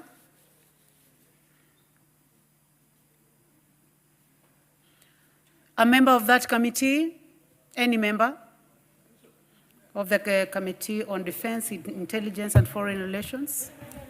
Honorable Yusuf, yes. Given the urgency and the importance of the request for a statement, we'll do it, try to do it in a week. Deliver it in a week. Yes. Thank you very much for that. Next. Response to statements. So we have response to statements, honorable members. I'll start with the one from Administration and Internal Security, which was requested by the Honorable Makwiny, and is in the House. So please proceed. Vice Chair. Thank you very much, Madam Speaker. Madam Speaker, the member for Embakasi West constituency, Honorable Makwiny, raised concern on the insecurity in Nairobi County. The Honorable member particularly sought a report on investigation into the murders of Mr. Matthew Kialo Mbobu, who was shot and killed on 9 September 2025 in a drive-by attack in Karen, and Mr. Joshua Kubiti, who was attacked by a criminal gang in Umoja Estate on 26 August 2025. Secondly, he sought immediate measures that the government is putting in place to address the recent surge of criminal gangs in Nairobi City County. And thirdly, measures being put in place to ensure that the safety of residents of Nairobi City County is guaranteed. Madam Speaker, I wish to state as follows on the murder of Mr. Matthew Kialo Mbobu. On 9 September 2025, at around 1740 hours, Mr. Matthew Kialo Mbobu, who was an advocate of the High Court, was driving his Toyota Land Cruiser, registration number KCA 177W, along Magadi Road on his way home from work. He was, however, accosted by two unknown assailants on a motorcycle near Brookhouse International School. Owing to heavy traffic caused by ongoing construction and diversion along the road, his vehicle was moving at a slow speed when one of the assailants fatally shot him 8 times before escaping towards Galleria Mall. The incident was reported via Langata Police Station, OB number 29090925, and later taken over by Directorate of Homicide at the Criminal Investigation Department on 11 September 2025. Madam Speaker, the scene was processed and 4 spent cartridges were recovered. The deceased vehicle was towed to the Homicide Investigation Bureau yard pending investigation. The body was removed to Lee Funeral Home for postmortem examination, which was conducted on 11 September 2025 by the Chief Government Pathologist, Dr. Johnson Oduor, in the presence of a family pathologist.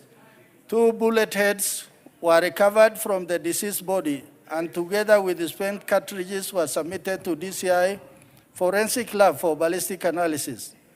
The cause of death was established as multiple injuries due to gunshot wounds. Several witnesses, including staff members from Kialo and associate advocates, where the deceased worked, have been interviewed and their statements recorded. Preliminary findings indicate that the deceased was entangled in several debts owed by Sherlocks, some of which were linked to fraudulent transactions. Specifically, he was lured into dubious gold scams and dealing in alleged German antiques, which turned out to be fraudulent.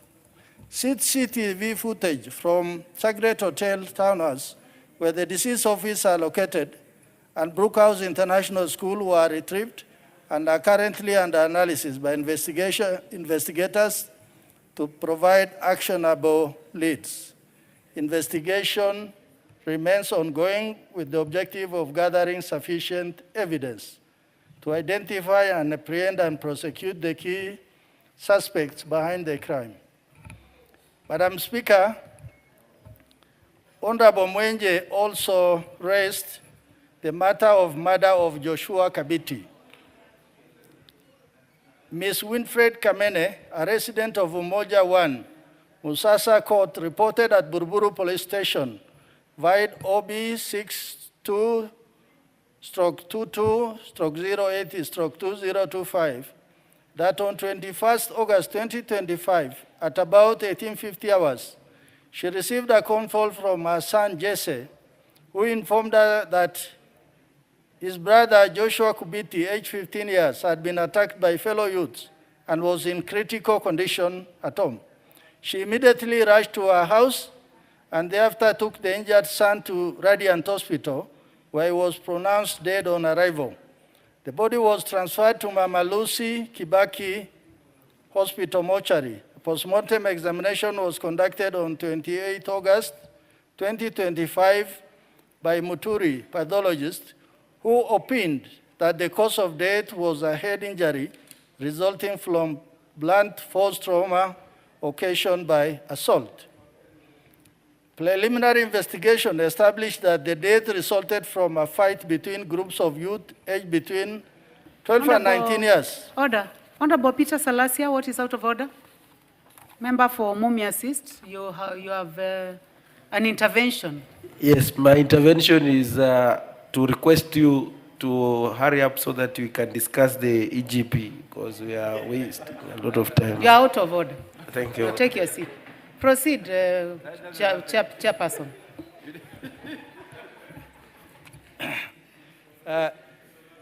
Thank you, Madam Speaker. This is a very exciting gentleman. He has been missing for a while. Madam Speaker, on the issue of Joshua Kubiti, preliminary investigation established that the death resulted from a fight between groups of young boys aged between 12 and 19 years, most of whom are school-going and regrouped during holidays and engaged in physical confrontation. These youths had formed rival gangs that frequently challenge each other in physical confrontation within the estate. Their rivalry reportedly stemmed from competition for social media popularity, particularly on Instagram, where they sought to outdo each other in gaining more likes and followers. Being in the adolescent age, peer pressure has been identified as a major contributing factor that fuels the aggression and rivalry among them. Investigation are awaiting the response of the ODPP to proceed with the apprehension. Already investigation had so far led to the arrest of 14 juveniles suspected to the members of rival gangs. Chair, is it possible to some response? If you can paraphrase the remaining part. Thank you very much, Madam Speaker. I will try to summarize. What is the ministry doing to address the surge in criminal gangs in Nairobi? They have carried out targeted operations, police visibility, revitalizing community policing, in partnership with other stakeholders such as NGOs, religious organizations, and county government. They have initiated rehabilitation programs accelerated investigation and judicial processes, engagement with local leadership and the stakeholders to identify and address causes of gang recruitment, and implementation of youth empowerment and outreach programs. In conclusion, Madam Speaker, the government guarantees that sensitization of public on the importance of promptly reporting incidents of criminal activities. Community forums such as barazas and consultative meetings are being held. And finally, the government embraces structured community engagement forums such as Jukwaa la Usalama. Thank you, Honorable Speaker. Signed by Honorable Kipchumba Murkomen, Cabinet Secretary for Interior and National Administration. Thank you very much, Honorable Dido. And Vice Chair, Honorable Mwenje. Thank you, Honorable Speaker. I thank him for the response, especially the first two, and I will be waiting for further feedback after the investigation. So, Honorable Speaker, the only thing I'd want the Honorable Member to take back to the committee is that the issue in Nairobi is also the new sub-counties which you've not given them vehicles. There are police stations in Nairobi that you've not operationalized. And Honorable Speaker, I'm aware that the EGP system has affected the police from even procuring vehicles. So I'm hoping the Honorable Member will remain in the House to support the motion that is coming, which is compromising security right here in Nairobi. Thank you, Honorable Speaker. Okay, generally, you are saying that you are satisfied apart from those general issues concerning the new sub-counties and the rest, and vehicles, and you seem to be aware of the challenges, so we can move to the next. Thank you. The next is response, so the same committee actually, to the Honorable Catherine Omanyo, member for Busia. So, Vice Chair, you have a response to the Honorable Catherine Omanyo from Administration and Internal Security. Proceed. Thank you very much, Honorable Speaker. Let's agree that since the Honorable Catherine is in the House and she has read the response, you can try to summarize. Thank you, Madam Speaker. I'm well guided. Madam Speaker, Honorable Member for Busia County, Honorable Catherine Omoya, has requested to be appraised on the status of operationalization of an administrative unit in Busia Sub-County. The Honorable Member particularly sought to be informed status of operationalization, reasons for delay in operationalization, measures being taken to operationalize. Madam Speaker, in terms of those that have already been gazetted, Sub-County Busia, Divisions Bukayo West, locations Murende, Lunga, Esilu, Mundika, Bugenge, Nasira, Buyosi, sub-location Namikoye, Madele, Siamakanga, Sikabwa, Indole, Mujuru, Bukalama, Mundulusia, Kungungu, among many others. Madam Speaker, the ministry has clearly said that theirs is not the only one. They will require something like 2.5 billion to operationalize all those sub-counties, locations, and sub-locations and divisions which have been gazetted. So they are seeking the authority of this House to increase funding so that they are able to operationalize. Thank you, Madam Speaker. Thank you very much, Vice Chair. The Honorable Catherine. Thank you, Madam Speaker.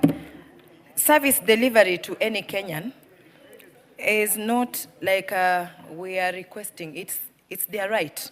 And I want to request the chair and the ministry to commit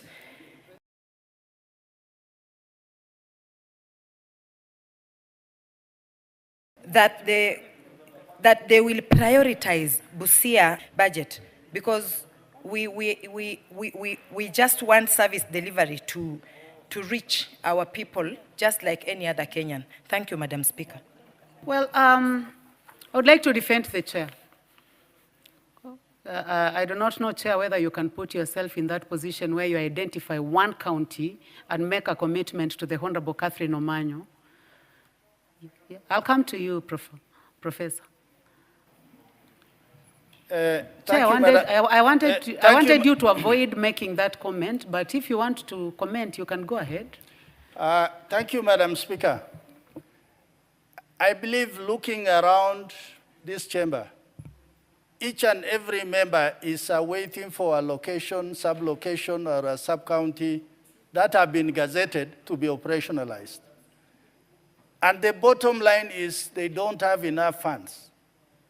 But what we will do as a committee, to be fair to everybody, once we get funds, we make sure we stagger so that you get a location, another one gets a sub-location, so that there's a spread on the face of the country. Thank you, Madam Speaker.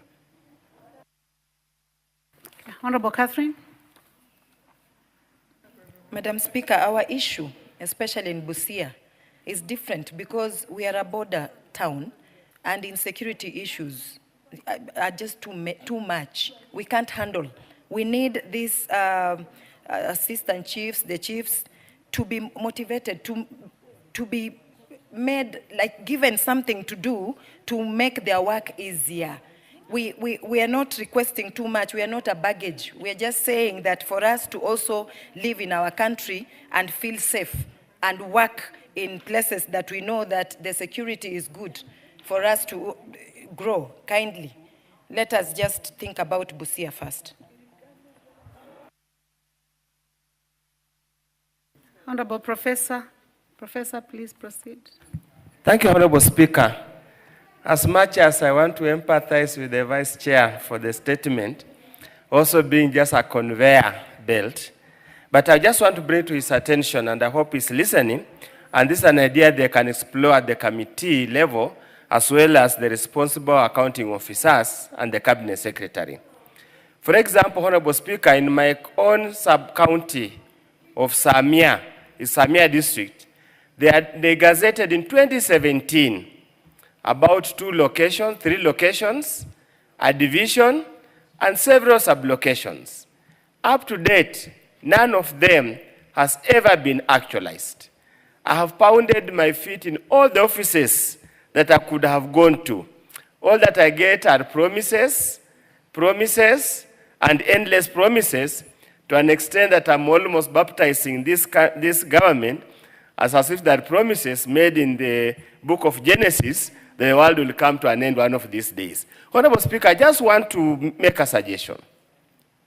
All that we are requesting, for example, as at the border point, is simply personnel. Our people are used to working from home. We can always create spaces all over to get them offices to work from. We just want personnel to assist, coordinate the security matters. We have just been here a few minutes ago, and we have clearly said there's shortage of police officers in this country, and you don't have a budget to employ more police officers for the time being. So the gap is left. There's nobody to coordinate community policing. There's nobody to provide or gather intelligence information. Honorable Wilberforce Ondo. You know that this committee and this house is going to facilitate hiring of 24,000 police officers. 10,000 police officers. Yes, so there is a budget. We'd like to thank the committee for the work that they are doing. And even with those 10,000, the ratio of police 10,000 police officers. 24,000 is teachers. Is teachers. Yes. The ratio of police officers to the population is still much, much lower than the UN standards. So we are unlikely to get to a point that you can solely rely on police officers to assist in security operations. We are just asking, can you just consider? We simply want personnel. Simply personnel. I think you made your where point. to work from, how to get moving, the community, feeling the pinch of insecurity, will step in and do the job. We're just asking, simple as that. Thank you, Honorable Chair. Speaker. Members, the chair made a very fair statement that this matter is going to be handled, and since the matter cuts across almost all counties of this country, I think he has given a very strong statement that it's going to be handled, and I would like us to end it at that. It's okay to debate and also showcase the need in your counties, and I think that has already been done. Honorable members, I would like to move to the next. which is a response to the Honorable Chege Njogona, member for Kandara. He has been waiting. The same committee, please paraphrase the way you have done with the second one. Thank you very much, Madam Speaker. Madam Speaker, the member for Kandara constituency, the Honorable Chege Njoguna, has requested to be appraised on disappearance of Mr. Moses Inganga Muya. The honorable member particularly sought to be informed on the status of investigation on his disappearance. Secondly, steps being taken. The Honorable John Mutunga, order, Chairman. It is very rare for you to put an intervention. Member for Tigania. It was on that issue, Honorable Speaker, the issue of insecurity. Okay, so it's been overtaken by events. It has been overtaken by events. Proceed, Chairman. Thank you, Madam Speaker. Steps being taken by the National Police Service to complete investigation to ensure that Mr. Joseph Nganga Muya is found and reunited with his family. Thirdly, action being taken to ensure those found culpable. Madam Speaker, the National Police Service clarified that as per OB number 15/2012/2024 at Memble Police Station, the missing person report was correctly identified as Mr. Joseph Nganga Muya, not really Moses, as indicated in the parliamentary question. On 19 December 2024, Ms. Miriam Wairimu Muya reported at Memble Police Station of the unknown whereabouts of her brother, Mr. Joseph Nganga Muya, who was an employee of Modern Pacific Furniture at the time. A missing person report was booked via OB number 15/2012/2024 at the same station. The reportee stated that on 18 December 2024, at about 0700 hours, she learned through mainstream media of a fire incident along Thika Road at the Clay Works area. She became concerned since her brother worked at the Modern Pacific Furniture situated at the same location. Attempts to reach him on his mobile phone were unsuccessful. On 19 December, the reportee, accompanied by her sister, Tabitha Njeri, met the owner of the premises, Mr. Gibson Gitonga Mrage, who informed that at the time of the incident, none of his employees were left in the premises and no human remains had been recovered from the premises, except for the carcasses of a dog. The CCTV footage retrieved from the neighborhood, specifically from Ruiru Mills Bakers Company, was documented via memo FIA 256/2025 and forwarded to the photographic section at DIC headquarters for analysis. From the footage, two unidentified people are observed exiting the workshop shortly before the fire broke out. Swab samples were obtained from Esther Wambui Wairimu, the mother of Joseph Nganga Muya, for DNA polling against recovered remains following a skull that was recovered.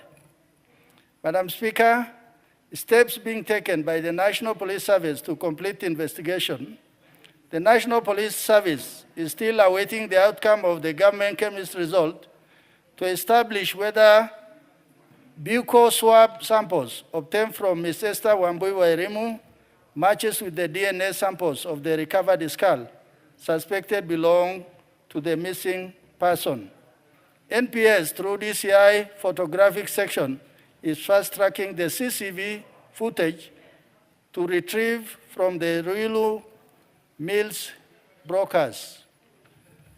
Action being taken to ensure those found culpable are arrested and prosecuted without delay. Madam Speaker, investigation and inquiry, file number 2/2024, are still ongoing, awaiting the outcome of the government chemist report, signed by the Honorable Kipchumba Murkomen. Thank you, Honorable Speaker. Thank you very much. You may proceed. If you have any further questions or if you are satisfied, you can inform the House.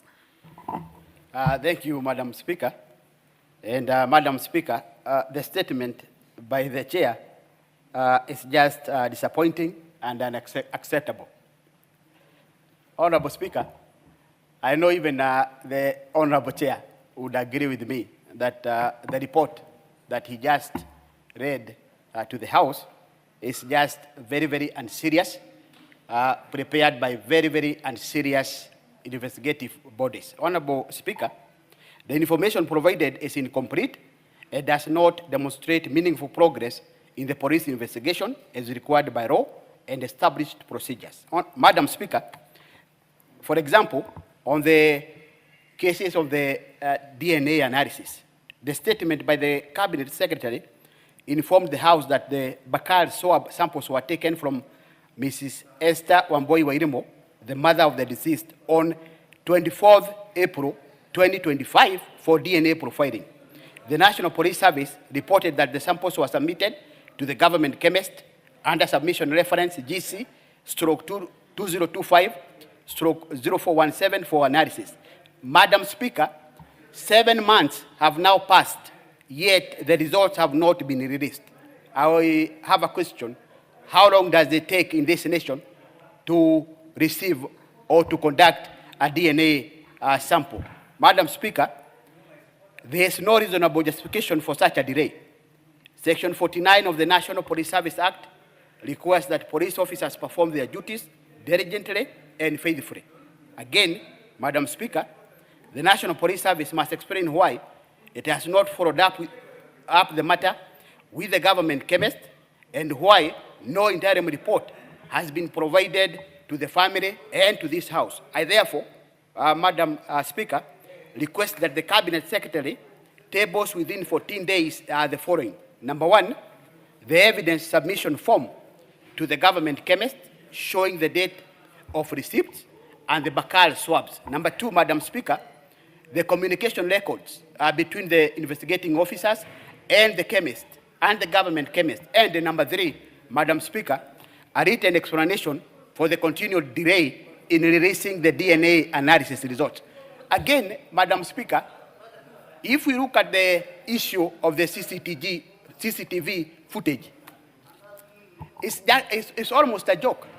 Madam Speaker, the Cabinet Secretary stated that the CCTV footage from Rural Mills Bakers Company was retrieved under Exhibit Memo Reference FIA/256/2025, and that analysis were being fast-tracked.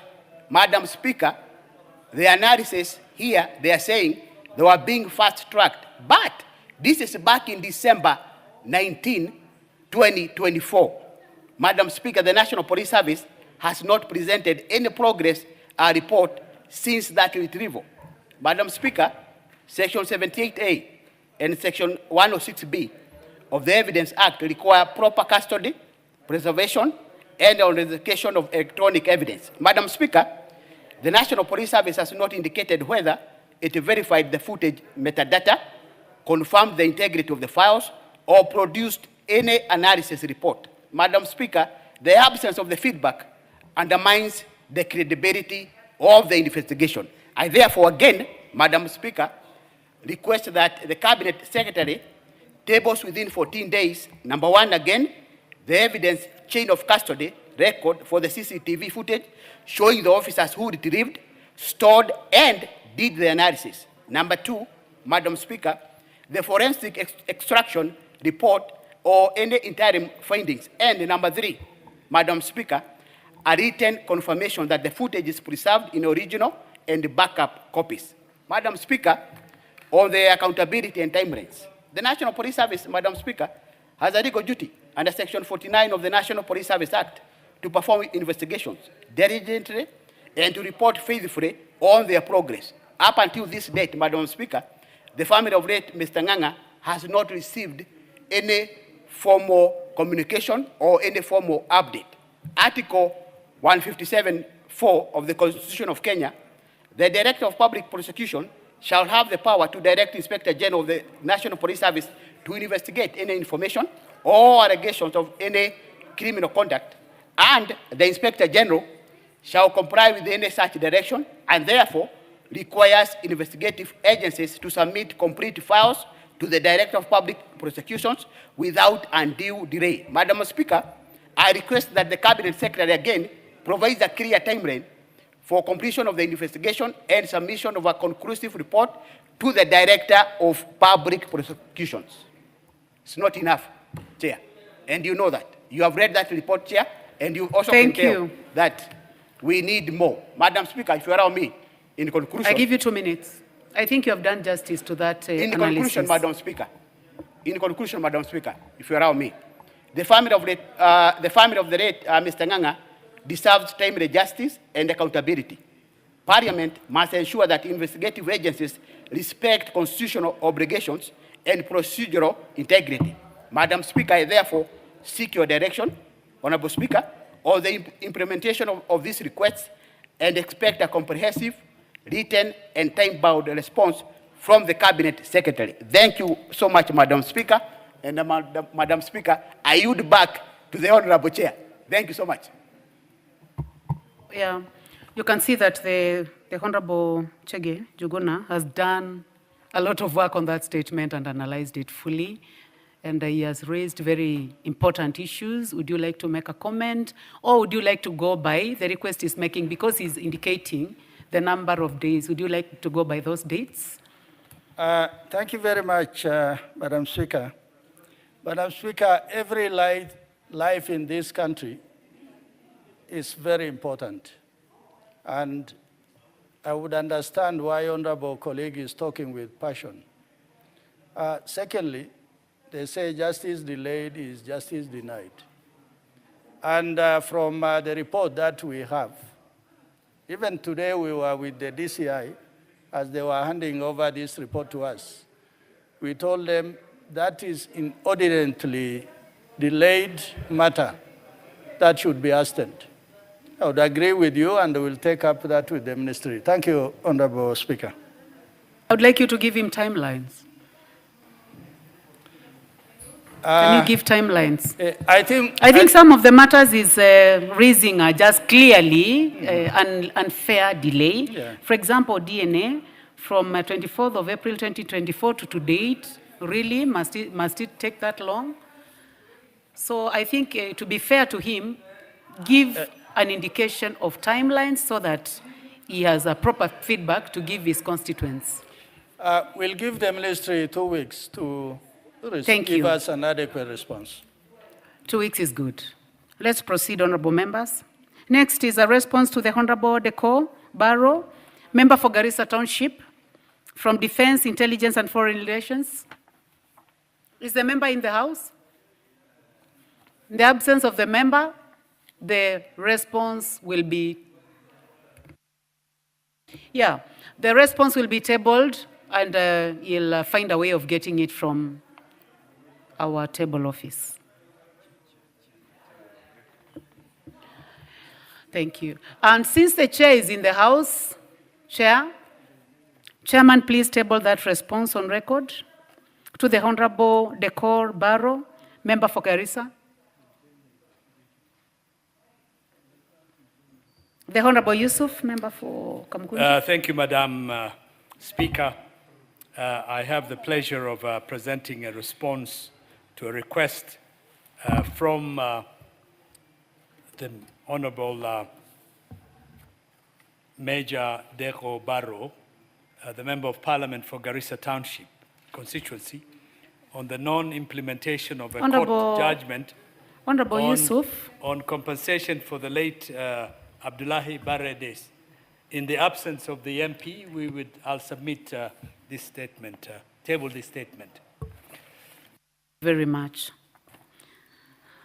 You have another statement to also present to the Honorable Mashua Waithaka, Member of Parliament, Kiambu. Is Mashua Waithaka in the House? Yes, Mashua is in the House. So you may proceed, Honorable Member for Kamukunji, on behalf of the Chair, Defense, Intelligence and Foreign Relations. Thank you, Madam Speaker. On behalf of the Chair of the Departmental Committee on Defense, Intelligence and Foreign Relations, I'm making a response to a request for a statement by Honorable Mashua Waithaka, MP for Kiambu Town constituency, on the delayed payment of a subcontractor by the Ministry of Defense. Honorable Madam Speaker, the Honorable Mashua Waithaka MP, pursuant to the provisions of the Standing Order 44-2C, requested a statement from the Cabinet Secretary for Defense regarding delayed payment of a subcontract by the Ministry of Defense. The Honorable Member specifically sought clarification on the following. 1. A report on the contractual arrangements between the Ministry of Defense, China Wuyi Company Limited, and Jotua Enterprises in the Uhuru Gardens Environmental Conservation Gallery project, including the obligation of the ministry in ensuring payment of the subcontractors. 2, the reasons for the suspension of the project and halting payment for completed works. 3, the measures taken by the Ministry of Defense to ensure that Jotua Enterprises and other subcontractors are paid for works already completed. And 4, a clear timeline within which payment should be effected to protect Kenyan contractors from unfair treatment in government projects. Honorable Madam Speaker, the Cabinet Secretary for Defense responded as follows. 1, on the contractual arrangements between the Ministry of Defense, China Wuyi Company Limited, and Jotua Enterprises Limited in the Uhuru Gardens Conservation Gallery project. The ministry stated that the Uhuru Gardens National Monument and Museum Environment Conservation Gallery project commenced in February 2022, with the main contractor being China Wuyi Company Limited. The company had several subcontractors working under it, among them Jotua Enterprises Limited, whose scope was to construct the environmental conservation building at a total contract sum of Kenya 24,502,810,000. And number 2, on the reasons for the suspension of the project and halting payment for the completed works, the ministry explained that the main contract was frustrated and stalled due to lack of funding. Consequently, the subcontract works also stalled. By the time the contract was halted, Jotua Enterprises Limited had only completed works worth 1,196,504 shillings and 71 cents, of which 483,818 cents had been certified and paid as certificate number 1. The second certificate, certificate number 2, was prepared for works valued at 592,253.86 cents, but remains unpaid due to unavailability of funds. The ministry attributed the delay to unforeseen budgetary constraints faced by the government, which have temporarily affected the availability of funds for the project. 3, on the measures taken by the Ministry of Defense to ensure that Jotua Enterprises Limited and other subcontractors are paid for works already completed, the ministry stated that certificate number 2, amounting to shillings 592,253.86 cents, had been forwarded to the Pending Bills Verification Committee for audit and verification. The ministry assured that once the PBVC process is complete and the claim is validated, payment will be affected accordingly. And number 4, on the timeline on which payment should be affected to protect Kenyan subcontractors from unfair treatment in government projects, the ministry indicated that payment for the verification claim will Chair, be is it made. possible to summarize? I am just finishing, Madam Speaker. Okay. The ministry indicated that the payment for the verified claim would be made upon completion of the pending bills verification process, after which the Office of the Clerk of the National Assembly would be formally notified of the payment status. I thank you, Honorable Speaker, on behalf of the Honorable Nelson Koech, the Chairman, Department Committee on Defense, Intelligence and Foreign Relations. Thank you very much. The Honorable Mashua Waithaka, is the response satisfactory?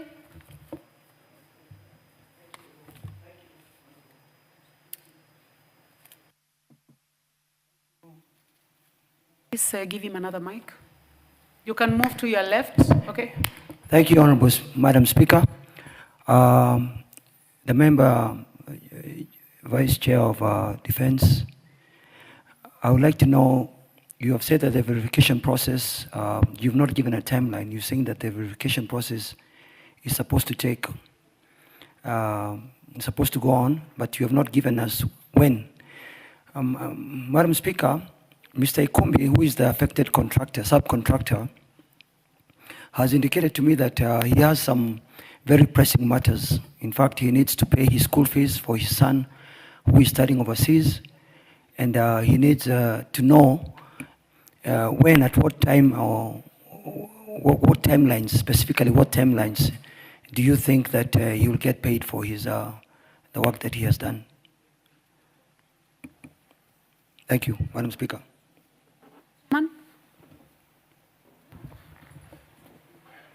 I'll get back to the Honorable Waithaka after consultations with the chairman of the committee.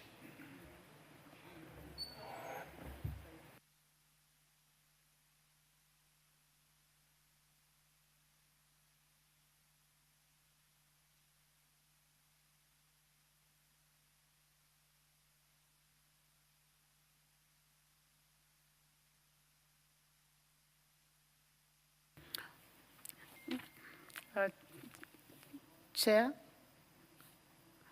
I know that you said something to the honorable member. Sorry, I was engaged on something different. The honorable Mbui, is it on the same matter? No, on a statement, Madam Chair. If you are done with that one. Okay, I'll come to you. First of all, let's finalize with him. What timelines have been agreed? Please be on record. Did you give him any timelines, Chairman? The honorable member for Kamukunji, representing the chair. I suggested that we will get back to him within a week after Fair consultation enough. with the That committee. is fair enough. You had a point of order, Honorable Mbui, because I do not have any response for statement for you. Thank you, Madam Speaker. Madam Speaker, actually, I'm just seeking your direction and indulgence. There was a statement that had been requested, and the chair of Roads yesterday did report to the House that the circular that had indicated a reduction in the allocation of the 22% and 10% for constituency roads had been withdrawn. Now, I just wanted to say there are two issues. First and foremost, Madam Chair, there is no letter or circular that has gone to withdraw the other one. And so you cannot say that you have withdrawn by speaking on the floor of the House.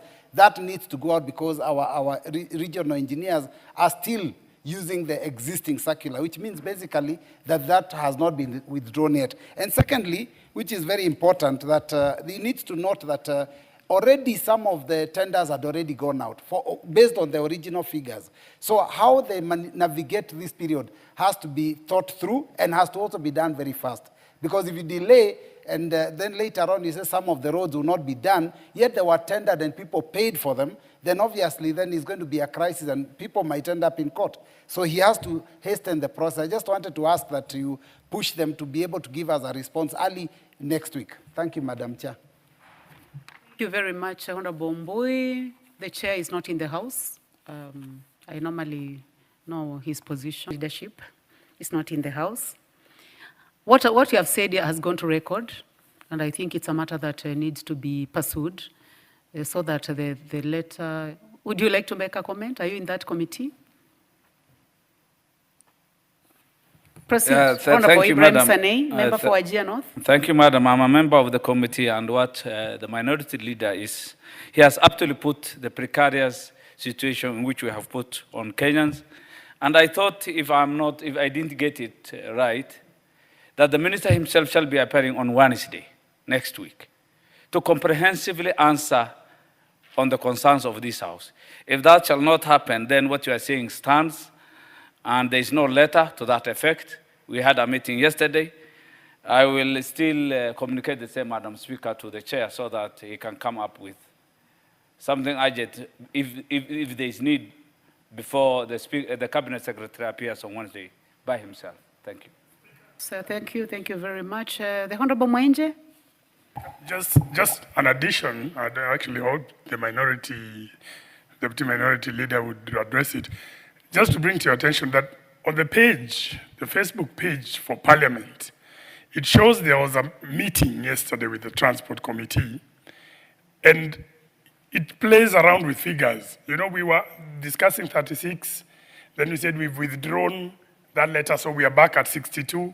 But here it shows that you're saying the new figure is 52 million. So it's important, the committee, I'm getting information from Facebook, but then again, it's our page as Parliament. So that's just information you need to have as you bring the Cabinet Secretary on Wednesday. Thank you, Honourable Speaker. Thank you very much. Clerk's office to communicate those statements to the chair and also to, yes, Honourable Beatrice Elachi, would you like to weigh on this? Yes, thank you, Madam Speaker. Mine is just a big worry. And a big worry that this House seems not to see the danger of this issue of roads and CDF. And I can see, Madam Speaker, these things will go.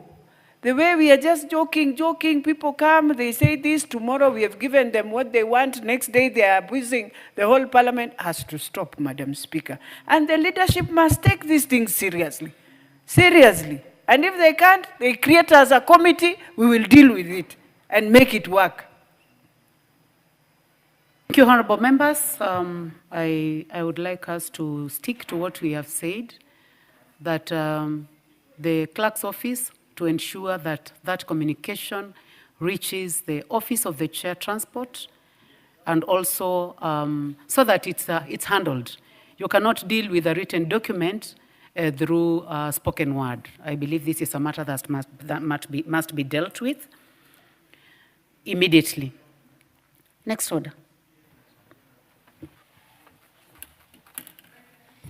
Order number 9, motion. Fourth report on the implementation status of the report of the Committee on Delegated Legislation on its consideration of Public Procurement Regulatory Authority, Circular number 4 of 2025.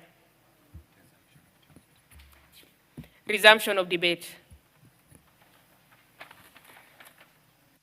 Honorable members, I do not know whether those who are appearing on the screen have interest in this. On the same? Okay. So we have the Honorable Dr. Shadrach Mwiti.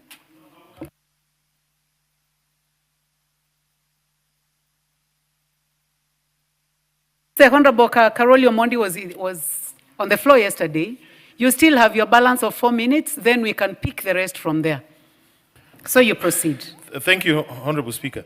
Let me begin by reminding this House of certain decisions that were made here by previous members and how they came back to bite them and created what we call intended and unintended consequences. Once upon a time, members of this House passed something that was called Preservation of Public Security Act. It allowed detention without trial. And most of the members who vigorously supported that bill before the end of that decade of the 60s had actually been detained under that law they passed here. Then at some point in 1982, members of this House also passed in a record time, 3 readings, a law inserting Section 2A, making Kenya a de jure one-party state from a de facto one-party state. Within 12 months, those who moved that motion here, those who supported it, had been expelled from KANU and their political careers ended. In 1989, in this country, we had a visit by the then president of Romania, Ceausescu. And among the documents that were signed was a security cooperation arrangement, where Romania, being a hard Stalinist communist country at that time, would offer training on how to deal with dissidents, including torturing them, poisoning them, and all those kind of things. The public officer who signed that memorandum was the first victim under that MOU. He was poisoned and he died. I'm not giving names. These are historical records. You can check the Hansard and other documents, official documents. Why am I saying this? Because these circulars, making it mandatory to use e-procurement platform for everybody, reflect that kind of thoughtless executive action or legislative action by those in power. We are now expected, and the directives are coming from a person who had been a member of this house for 15 years. That member, I happen to represent the constituency he had been representing for those 15 years. When he left office 2 to 3 years ago, that constituency had only 30% rural electrification penetration. It had no internet connectivity at all. It had not even a single inch of tarmac road. Today we are being told here, he has signed a circular that everybody who wants to do business with government must do it online. And yet he knows very well that the people of Suba South have no internet connectivity. Not even the national fiber optic cable was ever laid in Suba. So I'm struggling with those things. What am I trying to say? This circular is in itself very thoughtless.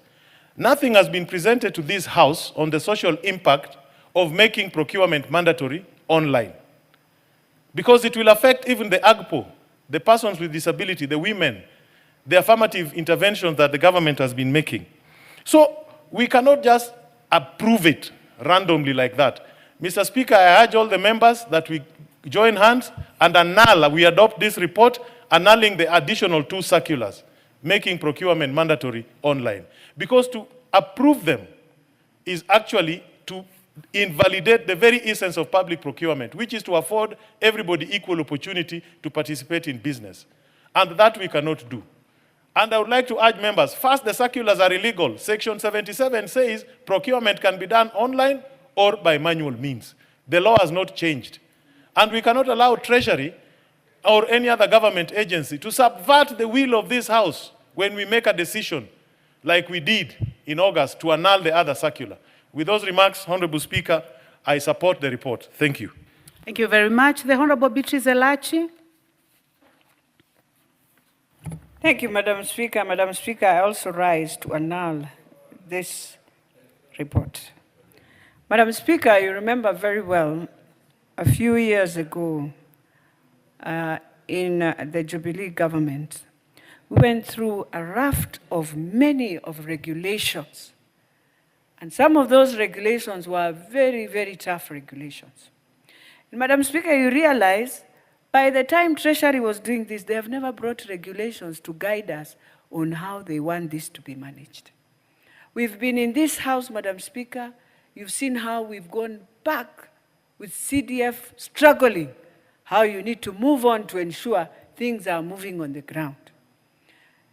The mistake we did was when we were dealing with NCGDF, we needed to have dealt with this. And I know even in this parliament right now, our clerk is struggling. I doubt how he's doing procurement. I doubt how they are procuring anything, because we are just there. And so even this, it is very important for us. We cannot be there to ensure the executive is functioning, and you are killing parliament, the legislatures.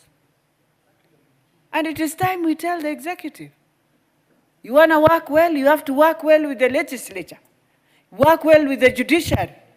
And so it is important when you are coming up with a resolution that you know will define the whole country, then sit with the 3 arms and agree on which is the best way of doing these things, Madam Speaker. And so you find ourselves, why is it that people are struggling in the whole sector, in the whole country? Because of this EGP thing. Because even if you ask right now, has Parliament trained people to go and understand how to do this? I doubt. Have we even trained our officers, even us in our offices? We have not. So why can't we have a clear framework where you train people to understand first what they need to do the time we shall start using this procurement system? Then from there on, you know, we have people now who have understood, and now we can. So why can't you put both systems so that you don't just crash everything? We cannot be like Trump, sorry to say. The way he decided just shut down. We are sort of in a shutdown, even us, like America. And so we must, and I am pleading with CS Treasury, understand the different sectors. We agree we need to use the system. But I think we also need to give it time. Let it just come in seamlessly when we have had all our procurement officers taken for training. And because this system, you as a procurement officer, you do it in your docket. And you have a password. So it's not those days where you'll do it, put it directly on IFMIS. So each person is going to place on IFMIS their own procurements. That is why we are being told you must upload. You must ensure you upload your whole plan. It is good for Kenyans to do tendering all over. I agree with that. But we must agree as a country, we must have stages on this system. And for that, Madam Speaker, I support we annul and we come back here and Treasury must give us regulations since they have not even changed the law. Thank you, Madam Speaker. You, the Honorable Mary Emase, member for Teso South. Mary is not in the House. The Honorable Ibrahim Sanei, member for Wajir North. Thank you, Madam Speaker. I can't still come to terms with why this government is so much concerned and attached to these things they call e-procurement. I can't really understand. Imagine of the fate of somebody from Wajir North, a common mwananchi, who is illiterate and illiterate, and who has all the right to also participate in the procurement processes of this country, just like any other citizen. For us, internet is still something abstract in the minds of people from northern Kenya. Is this in furtherance to marginalize the already marginalized? What is the purpose? What is the import of this report that's coming back to this House? Who is to legislate? Is it this House? Members of this House? I have never, in the hierarchy of laws, I have never heard of the impact of a circular. It doesn't make sense. And then you proclaim mandatory use. You as who? As who? It is this House, it's either from the Constitution, statutes from this House, precedents that can at least influence how we can reason around in this House. Madam Speaker, regulations through delegated legislation. What else? What is a circular? What effect does it have, and who can call it mandatory use of it? If anything, I can tell you it is not acceptable. It's not accessible to Kenyans. 70% of Kenyans do not access internet services. So why do you subject us? Why do you sit from the comfort of your tables? You have been appointed courtesy of delegated authority of His Excellency the President. On behalf of Kenyans, not to abuse it. You don't have de facto authority to make laws. Then you claim that there must be mandatory use of e-procurement. As CS Treasury, who gives him this authority? And the other circular emanating from somewhere else, I don't know where they are getting this authority from. It is only the bench, the legislature, that can at times through positive activism, that can legislate from the bench. And that doesn't mean that they can come up with rules. They can only impact the House. They see that there is a lacuna in the law. And through that, this House, in effect, comes up with the required laws. How can head of public service make a circular subjecting Kenyans to a mandatory thing? From where? Under the sky. Where does that come from? Mbadi, the CS Treasury. He has been a very respectable, seasoned, and somebody, a friend of ours, over time. So, in a short span of time, he is coming up with authority that is not anywhere in law, unfounded.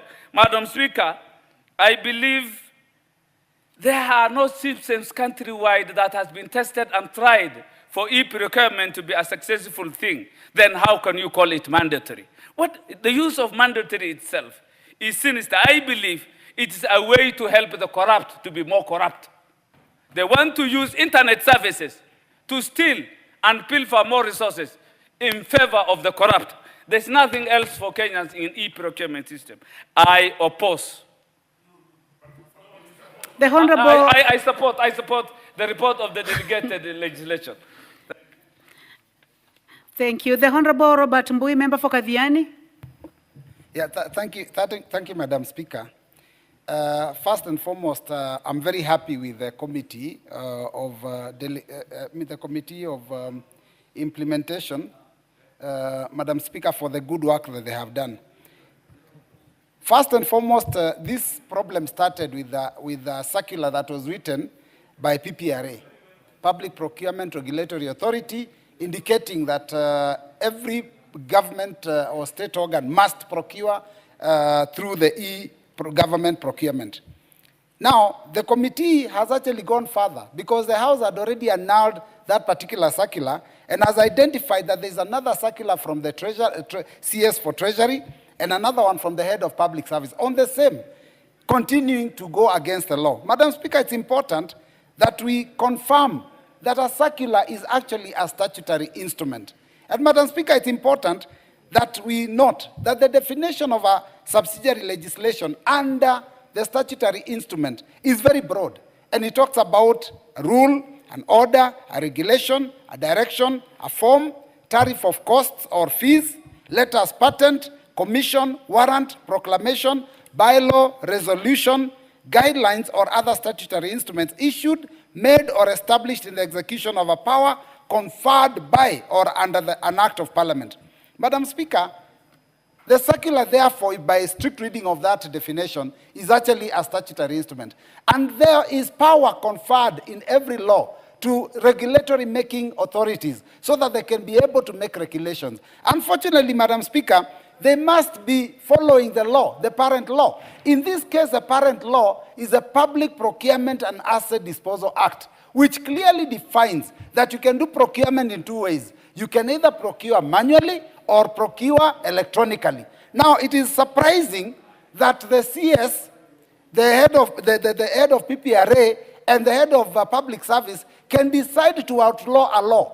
If the law says that you can procure manually, who are they to make a decision and say that if you procure manually, you have broken the law? So, Madam Speaker, it's important that to note that Article 94 of the Constitution, 94.5 of the Constitution says nobody, no person other than Parliament has the power to make provision having effect of law. So basically what they are doing is basically breaching the Constitution and also the laws that are already there. So I want to request that the CS must respect the rule of law. The CS must respect Parliament, considering CS is actually an expert in the executive who has drawn his expertise from Parliament. Why would he suddenly start despising the House that trained him for him to become an expert? So, Madam Speaker, I think it is important that the executive respects the House. Madam Speaker, as I finish, even the Ministry of Education is also becoming notorious for issuing circulars that have force of law. And recently we invited the CS for Education to come and explain a circular that he had done. And Madam Speaker, I was shocked in a response that is in writing that has been sent to this House. He says that his circular is not made pursuant to any written law, but it is made pursuant to general executive power. Madam Speaker, I think there is an outrageous belief in the executive that they have some general executive power to do anything and everything they want. This House must stand firm. We are going to support the committee's recommendation that we annul, and any other circular that they purport to present to citizens of this country, we shall also annul. Thank you, Madam Speaker. The Honorable Dr. John Mutunga, member for Tigania West. Is it on this one or on T? On the next one. The Honorable Peter Salasia, member for Mumias East. I'm here. Madam Speaker, I stand here in solidarity with the report that has been presented by the committee And I have enough reasons to support that report. And maybe before I speak, there are my reservation that I would want to speak to the Treasury or the CS of the Treasury, Banambadi, that Parliament is powerful. We are the people's representative. And whatever we speak here in the House, we are speaking on the behalf of millions because the Constitution gives us that power. And there is no any way that as a CS, you can wake up with the regulations that does not resonate with the situation of this country. We remember even the president promised this country with the internet connectivity for the entire country. But up to today, that internet is nowhere. So there is no any way, even up to now, there are areas that even to make a phone call, you have to climb on a tree to make a phone because of the connectivity. And also remember, there was also a report that was supposed to be put across whereby they were doing the report to know how this EGP can work. And there were counties like the Busia, Elgeyo Marakwet, to see if this thing can work. But that report has never been worked on. And even that, it showed that the Busia County and Elgeyo Marakwet that were given us the feasibility study to enhance, to see if this e-procurement can work, it was never accomplished. Even these counties, everything has been paralyzed for the last 6 months, since July. Nothing is happening in this country. They are lying to the country people that this EGP is going to work against the corruption. But there's nothing like corruption being worked there. You look at even the counties right now, they are only been receiving salaries from July, August up to now. We are now in the second quarter. Nothing is happening because no one is ready to use the EGP, or they are not being prepared to use it. So I want to ask the government not to rush things and get them wrong. The way they are getting wrong with the SHA is the same way they are getting wrong with this EGP. We are asking them to nullify everything and listen to the report of this House so that we can make sure that this country is moving down. Madam Speaker, if we are not going to make our statement to be heard, then I think we are not going to be doing justice for this country. It is high time that we take the necessary action against the CS, so that if he fails again to allow the procurement to proceed, then we have to make sure that we impeach this CS so that he can know that he is not above everyone. Even the president is number 5, and this House comes number 2, according to the Constitution. Thank you, Madam Speaker, for giving this time to speak. The Honorable Beatrice Adagala, member for Vihiga County. Thank you, Madam Speaker, for giving me this opportunity also to speak on the report of the delegated committee. I want to thank the committee for doing a very good job, and we want to ensure that this report is supported with at whatever cost.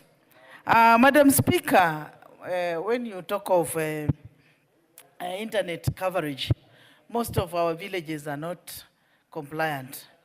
In some areas, even as far as my county, Vihiga, some people, when they want to talk on internet, on phone, they have to go to the highest places, the hills, the trees, and other places. Internet is not covered there. So when you talk of us using internet all over, it is not workable. Therefore, this will be discriminating against women who will want to do tenders with the government.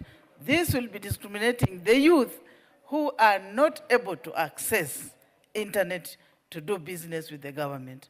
I therefore, on that note, Madam Speaker, I want to say that the report by the committee should be followed to the latter. I support that report with all my body parts. It should remain the way it is, Madam Speaker, let us not discriminate.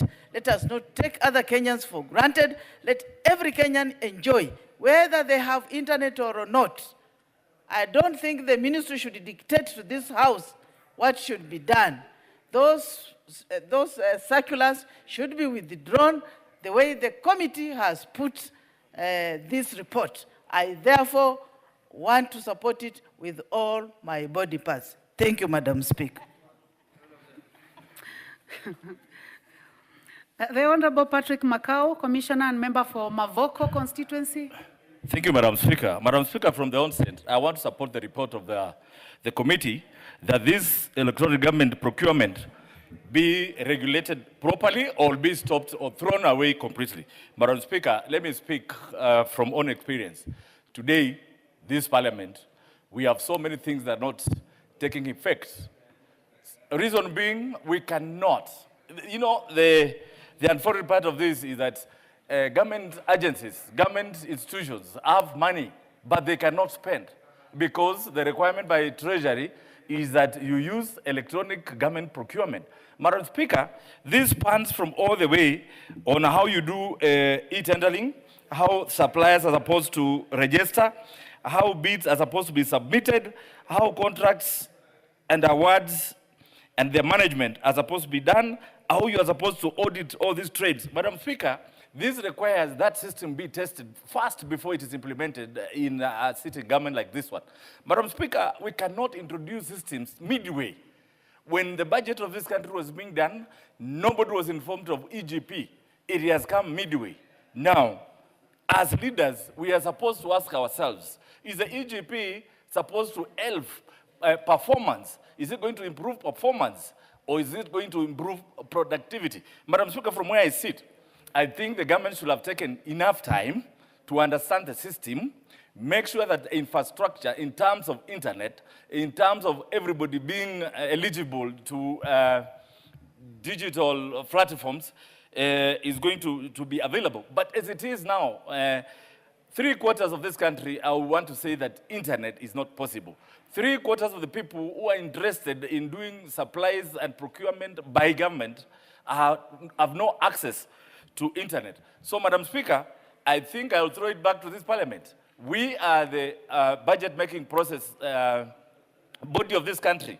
But, Madam Speaker, the way Treasury is behaving, it is not, we cannot even say it is Treasury. It is the executive that is interfering with the workings, functions of this House. And I'm urging members of this House, it is high time we stood firm for this House so that we can legislate, oversight, and represent our people. Right now, in representation, we are messing up because our people cannot do business anymore. Our suppliers, our contractors, our vendors cannot be paid. They cannot even apply for the tenders because, Madam Speaker, it is quite difficult for it to have an healthy business doing environment. So, Madam Speaker, I support this committee, and I think this House should summon the CS Treasury. I'm embarrassed sometimes.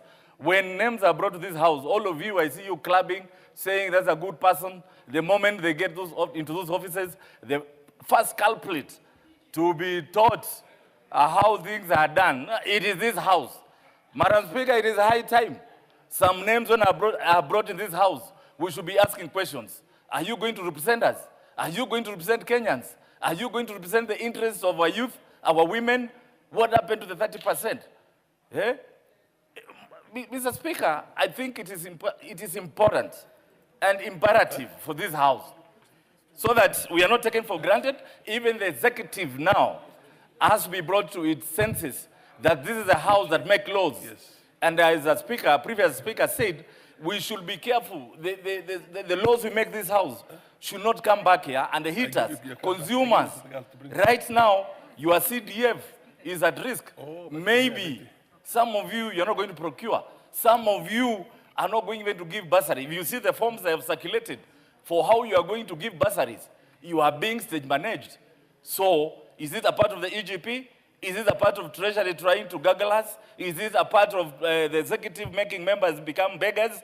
Is it a way of executive making you go to them every minute you want to do any development? Should you be kneeling every time? members of parliament, let us make this house the traditional belief that this is the savior of this country, and Kenyans start believing this country. I thank you, Mr. Speaker. I mean, I start respecting this house, sorry. Madam, we here. Thank you, Honorable Speaker. And I start to support the report of the committee. And Honorable Speaker, acknowledging that the country is on a stop mode. Honorable Speaker, we have institutions like hospitals, KPLC, which should supply our constituencies with the transformers. They have not been able to procure. And Honorable Speaker, you wonder when such a matter comes on board and the court has pronounced itself, this house has pronounced itself, but the CS keep on going to the rallies, giving memos, threatening the procurement officers as if he's not part and parcel of this government. Honorable Speaker, shutting the country on a memo is quite unfortunate.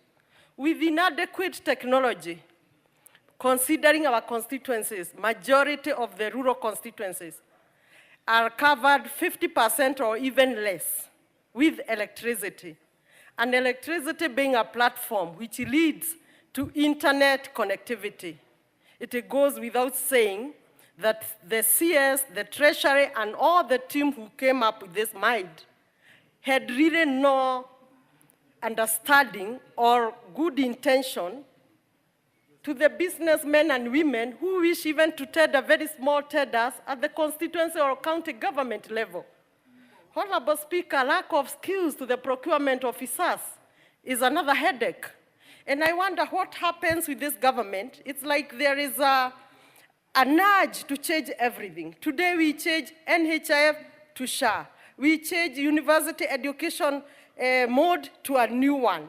Now we change the ordinary constitutional procurement process to e-procurement without considering that the staffs need to be trained, electricity connectivity is a factor, internet connectivity is a factor, Wi-Fi, particularly the rural constituencies, and this one, Honorable Speaker, just leave members of this House wondering, because Honorable Bandi was a member of this House, so he should have been an enabler to make the country work. As a matter of fact, when Honorable Bandi was selected, I personally said, I think the country is going to stabilize. Because I know this person, he's an expert in finance, and he's an MP with political knowledge and experience, but far from the truth. He exposed his ignorance, making memos in the rallies, threatening procurement officers, ignoring the court rulings, ignoring this House, and even having audacity to argue that the CS has that power, that memo is so strong. Honorable Speaker, I'm wondering, how will this House legislate? We legislate and put NGCDF into law, a team goes to the court, and NGCDF is removed. We follow the Constitution, which says procurement can be done in either way. Then the CS come again and surprise the country. The government must show goodwill or good intention to any process, particularly in matters of business, which create employment to the same youths who the government is struggling with. Honorable Speaker, having said that, it worries me more when the court pronounces itself, the parliament pronounces itself, and the CS ignore that. So what is this House for? What powers do we have? Why do we legislate? And Honorable Speaker, with those many remarks, I look forward to this House supporting the committee report and nullifying this memo, let me call the memo from the CS, and asking the CS to style up. Thank you, Honorable Speaker. MP for Tetu, followed by Honorable Gachagua. MP. No, it's working. Thank you. Thank you, Mr. Speaker, for the opportunity. Mr. Speaker, from the onset, I support this report that seeks to nullify these two illegal circulars. Mr. Speaker, this country is slowly or gradually marching from being a democracy to an autocracy, a very sad event that is unfolding in our eyes as members of this House continue to either stay silent or clap. Why do I say this? Autocracies start with the undermining of democratic institutions. And our strongest democratic institution in this country is Parliament. Parliament is the one that has the preserve of making laws. And today what is before us here is a situation whereby the executive deliberately sidelines and undermines the role of Parliament. Mr. Speaker, I'm so happy that this motion is getting bipartisan support because we have also been in a fairly divided Parliament. And unfortunately, Parliament has been left holding the short end of the stick time and again. Matters NGCDF, matters KERA, and several other matters where the executive seems either just to ignore Parliament or just do things outside Parliament. And the people who are going to bed with this government must be careful, even when they are members of Parliament, that when it is time to suffer, we all suffer together. So it is very, very important that as Parliament, when it comes to our issues, we stay together. Mr. Speaker, we are not opposed to automation. Automation is a good thing. However, someone told me that in government, the how is even more important than the what. Here we are dealing with an issue of the how. Automation is a good thing. One day we would like to all move to a situation whereby people can procure goods in an electronic manner. But as a country, are we ready? Do we have access to electricity? We are still in a country where more than 2/3 of the country is in darkness. Internet use is is very, very expensive, and very many other challenges. Mr. Speaker, we've been talking about achieving 30% job opportunities for the youth, for women, for the disabled, and the various other marginalized people in our society. This is one way of ensuring that marginalization is even further entrenched if we adopt e-procurement. And we just need to look at a few parallels, Mr. Speaker. We recently rolled out e-citizen, which has, as we speak, we don't even know, we are told sometimes the money goes to a foreign country, it is controlled by shadowy characters who are not known. We hear all manner of things. Mr. Speaker, we also have the share system. Look at the struggles that Kenyans have gone through as we have been waiting for systems to settle. So why not allow a parallel system, a hybrid system, whereby you can do e-procurement, but you can also do manual? Why not also allow a 3-year gradual rollout so that we can even start with one department? We get it right, then we slowly add to another. This thing of mupende musipende, which we have been heard being pronounced that e-procurement is here to stay and it will be used whether we like it or not. Again, Mr. Speaker, are the tendencies of what I'm calling the gradual move from democracy to autocracy through a undermining of public democratic institutions. So, Mr. Speaker, this is not an issue of one side of this House. This must be a wake-up movement and a time for all of us as parliamentarians to stay woke, because time and again we are finding ourselves holding the short end of the stick with this executive overreach happening every day in our country. Thank you, Mr. Speaker.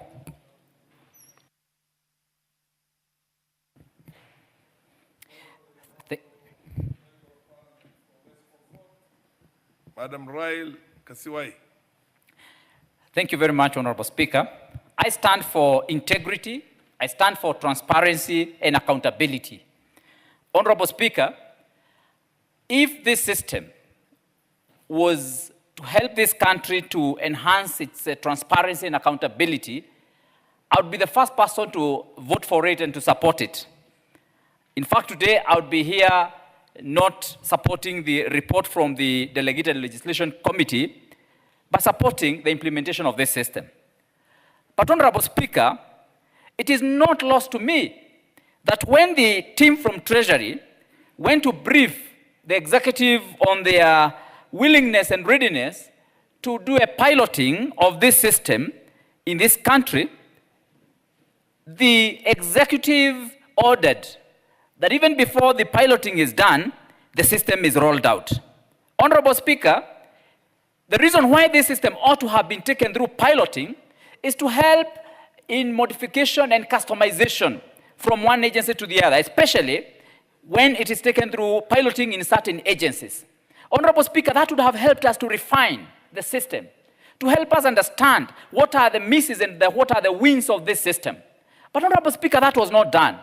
And that is why it is very unfortunate that the CES Treasury, Honorable Bandi, would want to make us look like we are opposing what is supposed to help in transparency. But all of us know that his intention is to patronize procurement in this country, and that is what exactly the executive is doing.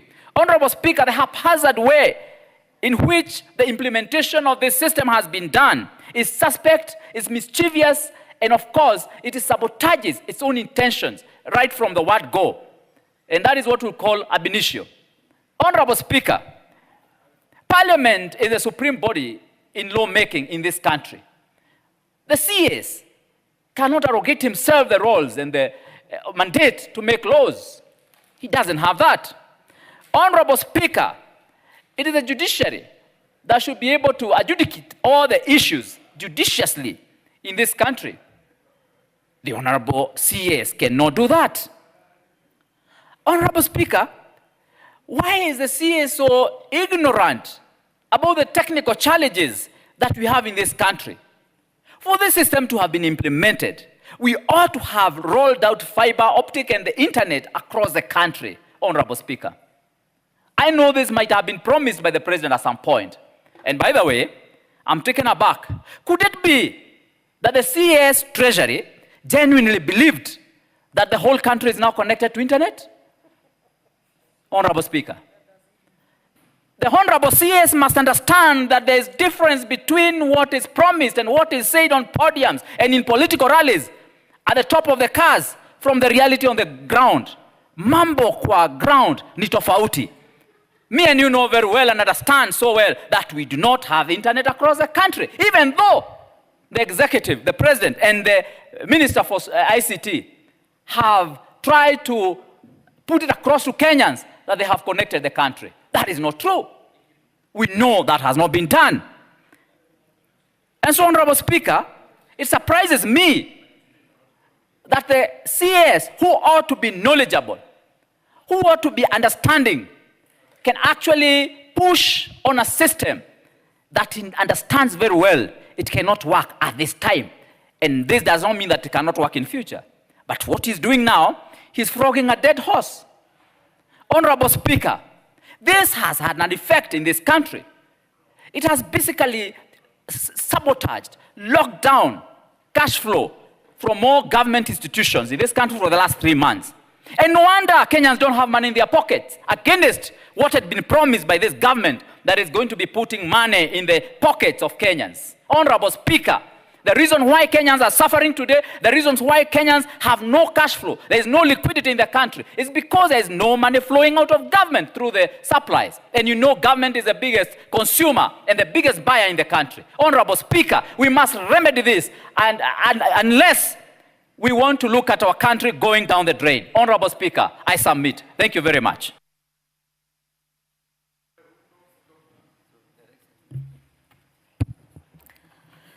Thank you, Honorable Speaker, for this opportunity.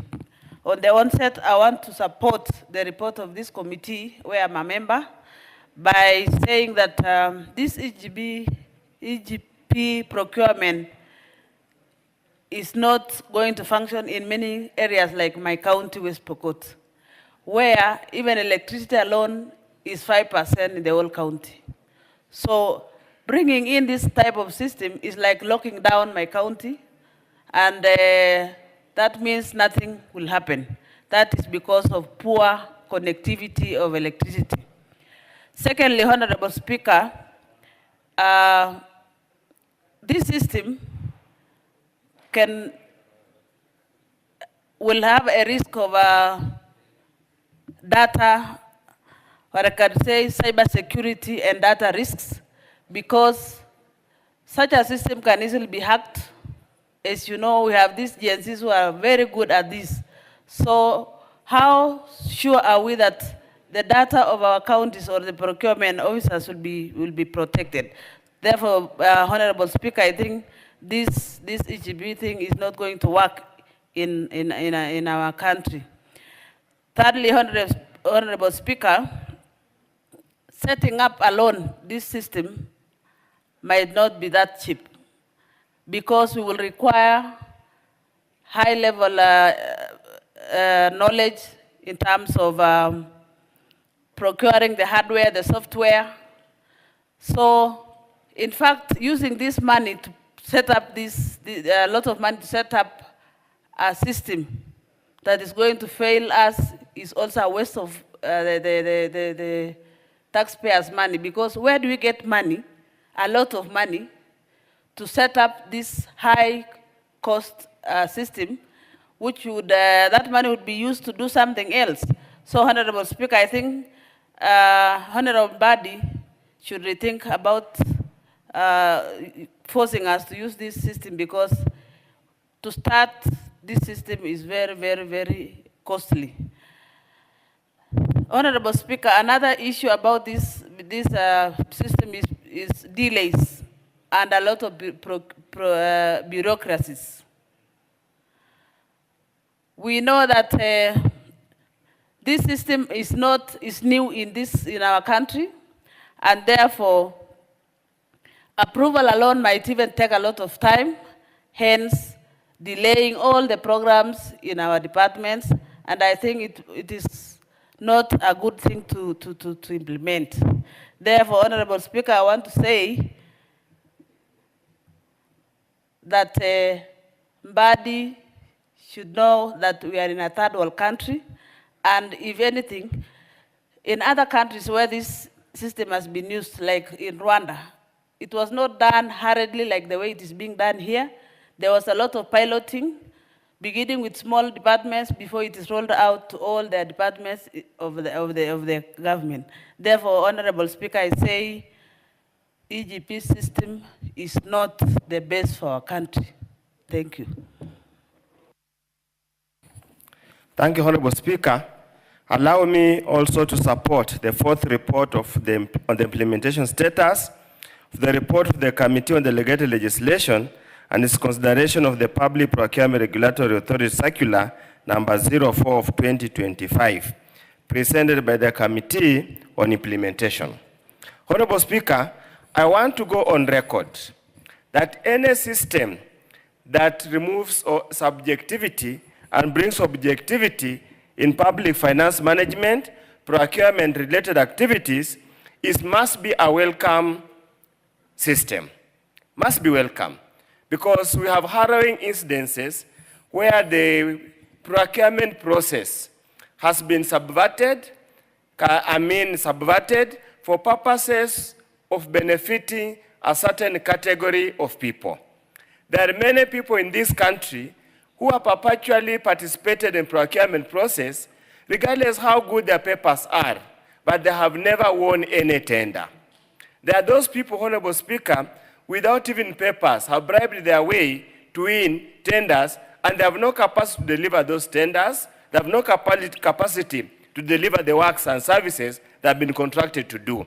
And that's why you end up very many stalled projects, shoddily done works that simply collapse or end up not benefiting the public and there being no value for money. Honorable Speaker, I actually thought when they presented EGP that this was a revolutionary process, system that can work out. But the first question I asked myself, I'm not a systems expert, but I've been involved and seen how systems are implemented. They're never implemented at a go. They're implemented in an organized manner, a phased manner, to ensure that any teething problems are addressed in earnest and incorporated to a point that when the system is fully rolled out, it's possible to serve the purpose it was intended to. That's why we pilot system in small areas, small cohorts, before we roll out the system in a go. Asking the system to roll out at a go, I would have surprised. I thought probably they had more better technologies, they had better hardware, they had better bandwidth to enable it to work. But obviously, when I engaged procurement officers, when I engaged the normal contractors and service providers, they told us that system, the way it is designed, cannot work. But Honorable Speaker, the reason why I stand here today to support this report are on 3 or 4 accounts. Number one, Parliament in its wisdom, under the powers granted to it by Article 95, the various articles, stood here and annulled the circular. For the Cabinet Secretary to proceed and issue subsequent circulars overriding the decision of Parliament is contemptuous, is demeaning, is belittling. This Parliament should not allow that nonsense. Because the moment it quiesces to this kind of approach, then Parliament has surrendered its mandate under the Constitution of Kenya. Second, Honorable Speaker, it's on record that the courts of law have issued injunction stopping the rollout of the system until and unless the issues raised in the petition have been adequately canvassed, addressed, and make sure they comply the principles set out under Article 10 of the Constitution. To proceed again and issue subsequent circulars, that is impunity, that is contempt of court. An administration that purports, Honorable Speaker, to rule by the rule of law, comply with the Constitution, to disregard Parliament decisions, to regard court decisions, is a sure case of a dictatorial government. And we are sliding into authoritarian rule, we are setting up authoritarian institutions that are going to make sure this country does not move anywhere. For members of Parliament, this is now a call to act. We have been subservient for so long. We have been made to become praise and worship members. It's time to stand up and stand up for your cause and protect the constitution of this country, the integrity of this country. We must annul. We must approve this report and make sure this procurement system is not rolled out until the government, the executive, complies with the requirements of the courts of law and the National Assembly. Thank you, Honorable Speaker. Yegon, Honorable Bometist, MP for Bometist. Thank you, Mr. Speaker. Personally, also, I would like to support the Delegated Legislation Committee on its report, which has been tabled in the House. And I would like to say, Mr. Speaker, I don't understand as to why this Parliament is there when everything has been done through legislation and has been passed. And you find the minister going ahead and nullifying all what has been passed in this Parliament. And I was asking myself one of these days that why is the minister doing this? And the other day he was in this Parliament. And if he was here, I know he would have supported this report. I don't know what has entered into his mind when he has gone to the executive. Mr. Speaker, it is going to be very wrong for the country to go in this direction when the Parliament has passed legislation and we fail to support. We have people across the country. We have talked about the internet. Even applying for this through the internet is giving problems to the people. We want the government to receive all these issues, which has been what they've done, and follow what the Parliament has said and what the Delegated Legislation Committee has given us. so that, Mr. Speaker, we are seen as we are following the law. But if we violate whatever we have passed in this House, it is not going to be good business as usual in the near future. That is why we are finding even the agencies and everybody in the country trying to become so agitative. And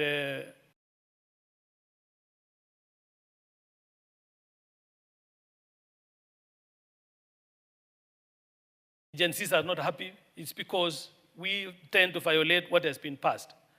This issue of EG procurement, Mr. Speaker, we need to take time and digest it to make sure that it is working. We need to do it and allow the people who doesn't have the internet in the village, in the countryside, to also do the manual procurement. So long as these things are done fairly, we need to support it. Mr. Speaker.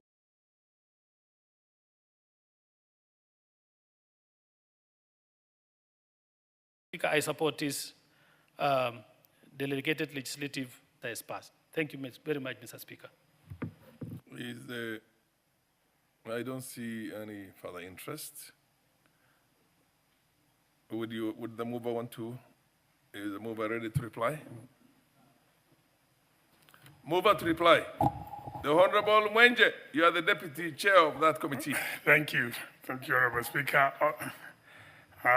Honorable Speaker, from the onset, I want to put it on record because I've noticed members were confusing that this is a report by the Committee of Implementation following the motion that was brought forth by delegated legislation adopted by this House, then referred to the Committee of Implementation for purposes of implementation. Honorable Speaker, first of all, let me thank all the members who've contributed to this bill and to this motion, and to this report. And more importantly, Honorable Speaker, it is clear because you can see that there was no member who rose to even not support this motion. Honorable Speaker, the Cabinet Secretary, when he issued that this circular, the head of public service, together with the other annulled circular, those three circulars are what he has been relying on for purposes of EGP. This House nullified Circular 4 of PPRA. Now, these two additional circulars, to make it clear, are the circulars that the Cabinet Secretary for Treasury is relying on for purposes of EGP. Therefore, if this House adopts this report, those two additional circulars stands nullified and EGP becomes a thing of the past, Honorable Speaker. We need to make that quite clear. Honorable Speaker, EGP as it stands, and as a courtesy of these two circulars that are there, violates Article 227, 1 of the Constitution, that provides that there should be the system, the procurement system should be fair, competitive, and cost-effective. This system does not meet those standards. So by nullifying these two circulars, we're actually complying with Article 227, 1 of the Constitution. Honorable Speaker, just to make it clear, if the Cabinet Secretary wants to implement EGP, he must amend Article Section 77 of the PPAD Act, bring it here, and that provision provides for both electronic and manual. He must bring an amendment to this House to amend and create that it be electronic alone. Furthermore, Honorable Speaker, in order for you to activate an electronic system, Section 7(2)(c) of the same Act provides that Treasury shall submit regulations to this House for purposes of creating a procurement system that respects and promotes distinctiveness of national and county levels. Honorable Speaker, you've heard every member speaking on behalf of their various areas and regions they represent, that electricity is not 100%. And Honorable Speaker, even for me as a member of parliament in Nairobi, where we might have electricity connected in my entire constituency, we can tell you we don't have internet all the time. We don't have electricity all the time. So that means, and more importantly, even the hustlers, the low people who are trying to get these jobs, Honorable Speaker, these people cannot meet the standards that have been provided that have been set out by EGP as it stands currently. So, Honorable Speaker, we need to go on record that this House is not opposed to an EGP system. That is not what we are here for. We're not opposed to better procurement system. What we are opposed to is the executive legislating on behalf of this House. There's a proper procedure that the Cabinet Secretary can follow, and through that can introduce, bring it to delegated legislation for purposes of the regulations, and bring it to this House for purposes of the Act, and that will have been sufficient for him to introduce this thing. Without that, Honorable Speaker, with this report, once adopted, this circular stand nullified. Honorable Speaker, it is my prayer that once we finish this, it will be implemented immediately by Treasury. Make sure that it's followed down to all procurement entities, and failure to do so, Honorable Speaker, and this House is within its right to sanction the Cabinet Secretary for Treasury, which would be a sad affair, considering that only about 15 months ago, that Cabinet Secretary just sat right here next to us, Honorable Speaker. I pray that Honorable Mba will respect the decision of this House. With that, Honorable Speaker, I beg to reply.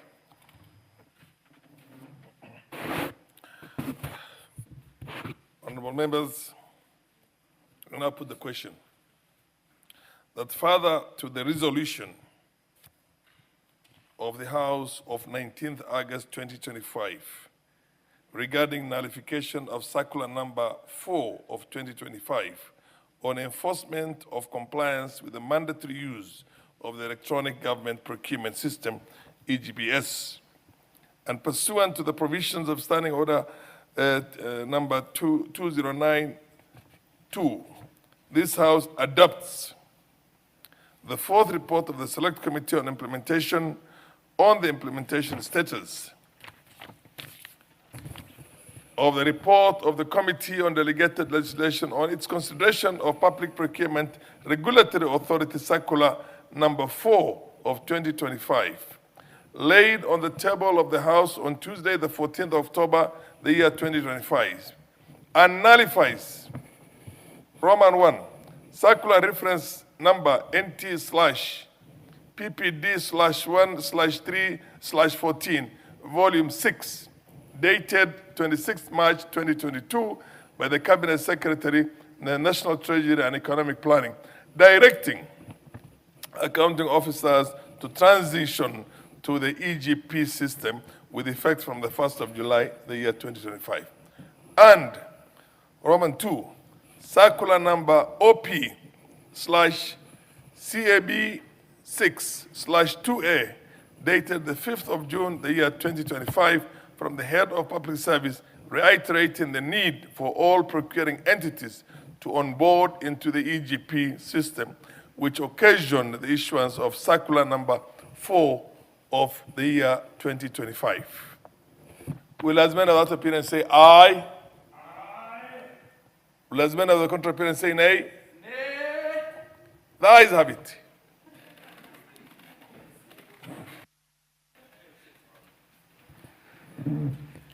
Order number 10, the T Amendment Bill, Senate Bill number 1 of 2023, second reading, resumption of debate.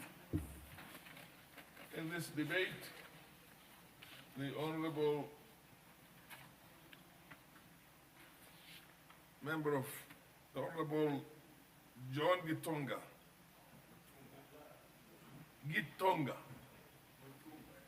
No.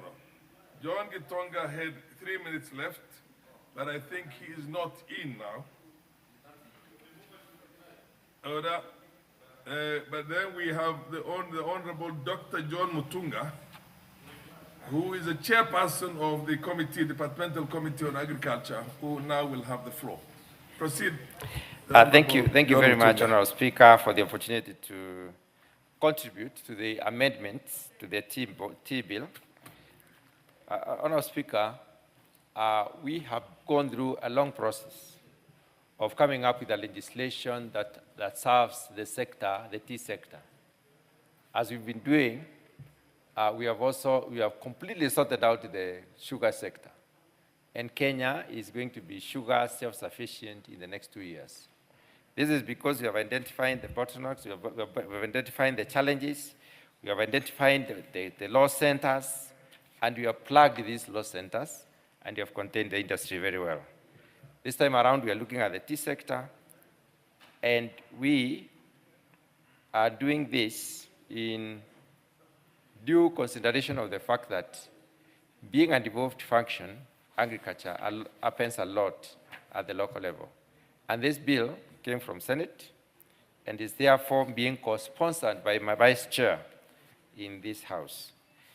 Honourable Speaker, the bill comes in principally to amend the provisions of the Tea Act, Cap 343, sorry, to basically restructure the value chain, enhance transparency within the value chain and accountability, better manage the tea sales, improve the grower earnings of the farmers, promote value addition, and strengthen regulatory framework governing the tea industry in this particular country.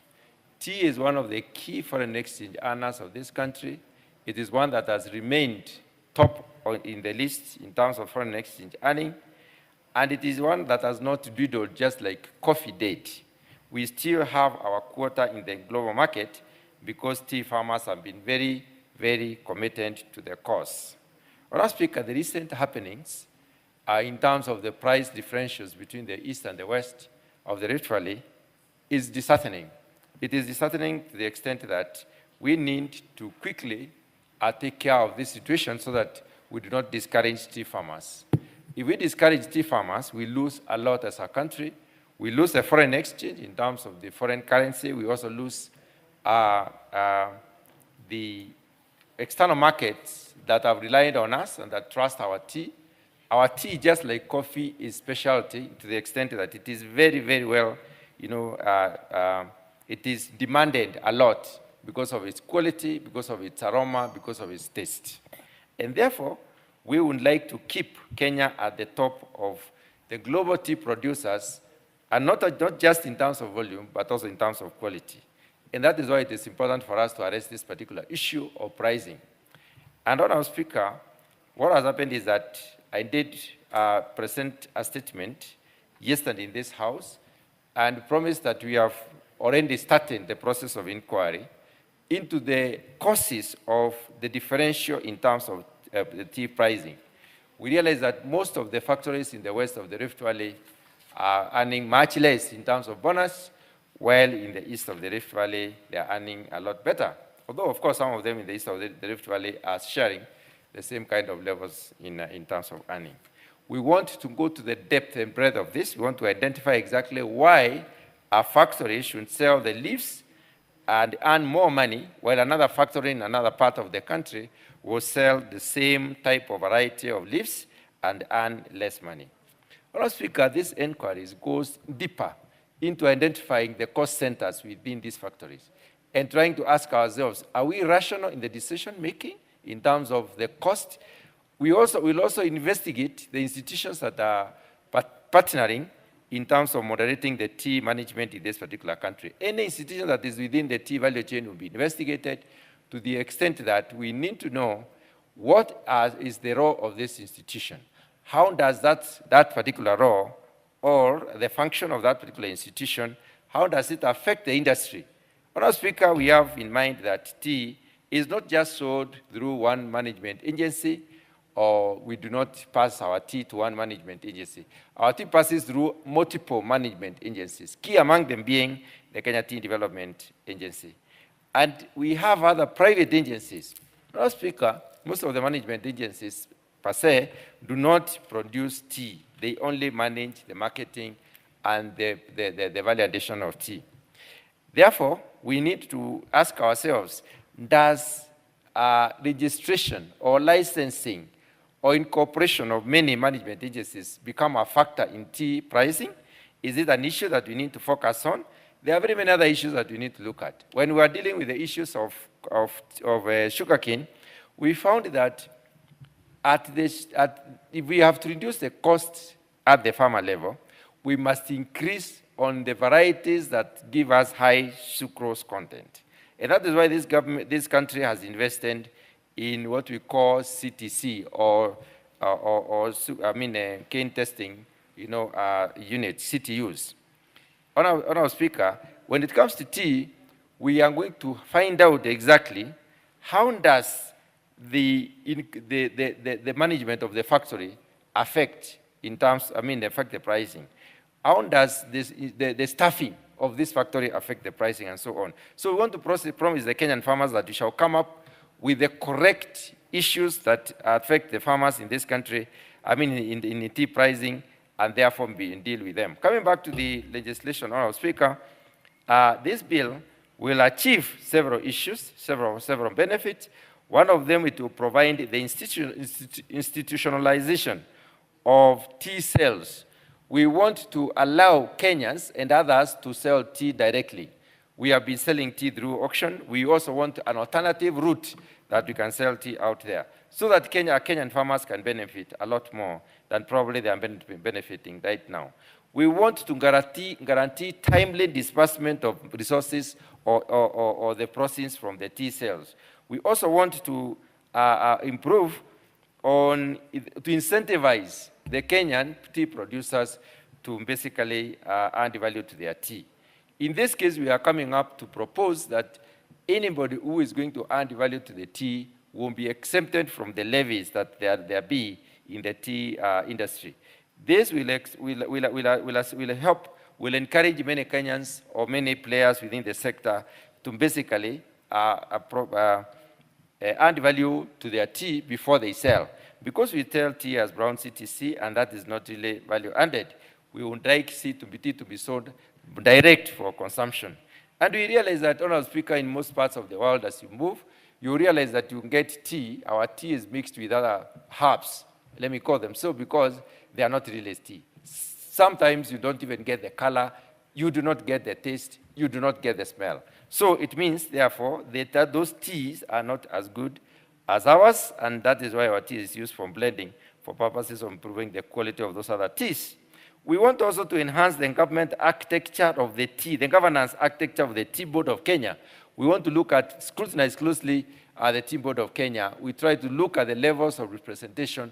We try to manage the quality of representation within the Tea Board of Kenya so that we can have the right people having the right, taking the right positions within the board. We also want to harmonize the statutory definitions and the terminologies that are employed within the law itself, so that the law speaks clearly to the users of this particular law to manage the industry.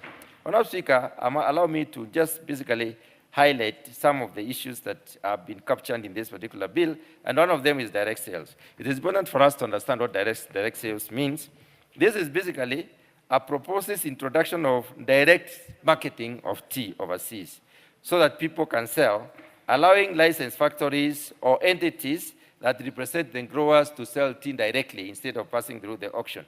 This is an opportunity to earn the growers more money, to give them more value for the tea, and that is why the law comes in to say that it is possible for us to basically do tea sales directly. The other issue that is important is the issue of the cost within the tea management itself. Post-harvesting of the tea means that there is a collection center where the tea is taken. From the collection center, there is weighing, of course, and recording of the weights, and then there is movement of this tea to the factories where tea is semi-processed. Honourable Speaker, we are looking at how are these costs managed. What are these costs? How do we make sure that these costs do not overburden the farmers? We have scrutinized on the levies, and we have to scrutinize at the taxes, and we have to scrutinize at every other cost. And, Honourable Speaker, we have proposed that within this particular legislation, there are going to be provisions to the marketing function, the management, the post-harvest management of the tea, and there is also going to be some provision for the pre and post, the entire value chain management in terms of the regulatory function of it. The regulatory function will be played by the Tea Board of Kenya, and therefore we are provided for the Tea Board of Kenya to be able to run that particular function effectively, and then the post-harvest tea, post-picking, is going to be planned, it will be done by various institutions, including the Kenya Tea Development Agency. Honorable Speaker, we have given power for factories that are managing the tea to do, direct marketing, as I said. The tea industry is is a very critical sector in Kenya and the economy of this country. So the committee has basically looked at how do we make it possible for people to, for the farmers to benefit a lot more than they are doing right now. We have had intensive public participation. We have engaged institutions to make sure that we get the best opinions from everyone, and these opinions have been incorporated into the new legislation, and the new legislation looks a lot better than before. Honorable Speaker, there are a few issues that I might want to highlight that have come into this new legislation that are important. One of them is that we decided to allow allow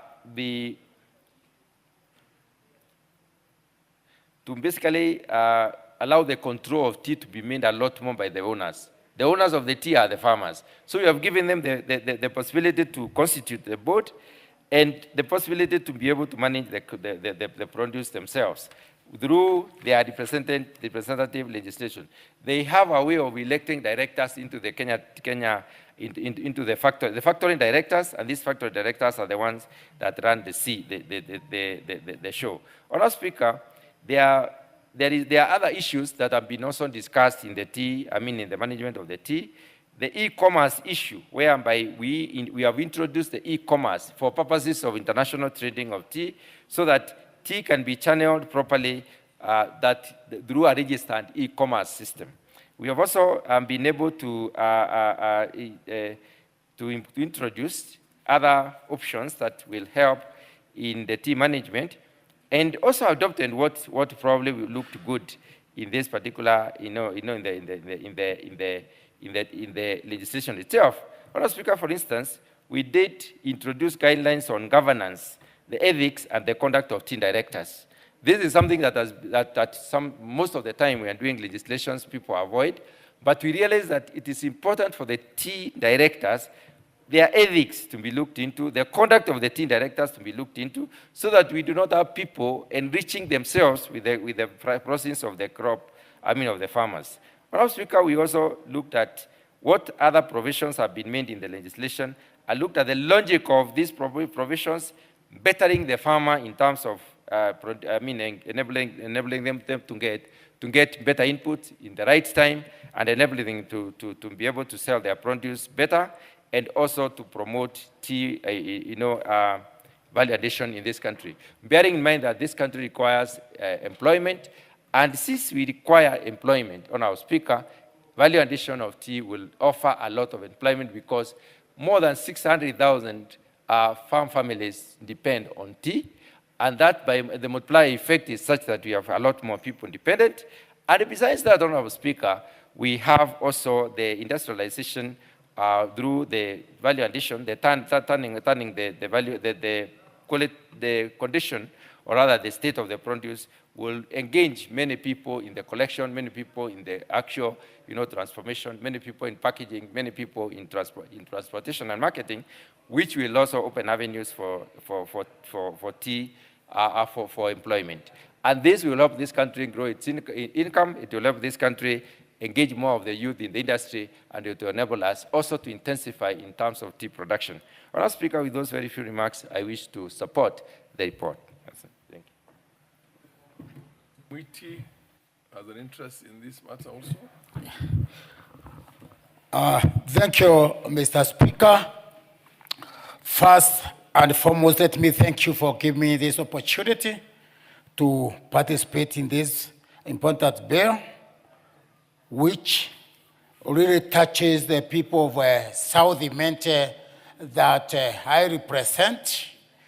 I represent a constituency with the 3 tea factories, that is Kionyo, Kinolo, and the main tea factory where I was a director. Mr. Speaker, this bill is very, very important, mainly because it is dealing with the direct sales of the tea. And when factories or autonomy is given to factories to deal with direct sales, means that they are going to earn more money, they are going to control the market. And in this case, Mr. Speaker, they are going to negotiate for the prices and payment of the tea processing will be higher than they are today, Mr. Speaker. Mr. Speaker, direct sales will lead to better marketing of the tea to various countries. Our main market at the moment, Mr. Speaker, is Pakistan and other parts of Asia. But, Mr. Speaker, tea is sold through the auction and factories have no mandate to sell their tea directly. Mr. Speaker, through opening up of the tea sales, we also give fair pricing and the timely payments will be achieved, Mr. Speaker, by the factories enabling their farmers. Mr. Speaker, the bill also allows the local variation in which, Mr. Speaker, will encourage the packaging and the branding of the tea of various factories to their choice, Mr. Speaker. Mr. Speaker, it will also be credible for the factories themselves to do the sales directly through their outlets. Mr. Speaker, the advantages of opening the sales directory mainly increases the profitability of the tea. This by allowing the factories to engage in the direct sales and auctioning of their products will enable them to capture more value for their products. Mr. Speaker, this bill will also improve market diversification. Opening up sales channels creates opportunities to factories to explore new and diverse markets by selling directly to the importers and the consumers. Mr. Speaker, direct sales will also eliminate the middlemen who influence the market, who influence the prices. In the traditional action system, Mr. Speaker, middlemen often play a significant role, taking a portion of the profits that should go to the farmers, Mr. Speaker.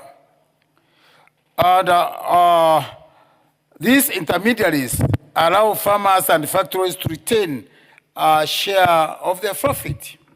Mr. Speaker, this bill will also improve the quality of the assurance of the tea that we produce. Mr. Speaker, with the ability to sell directly through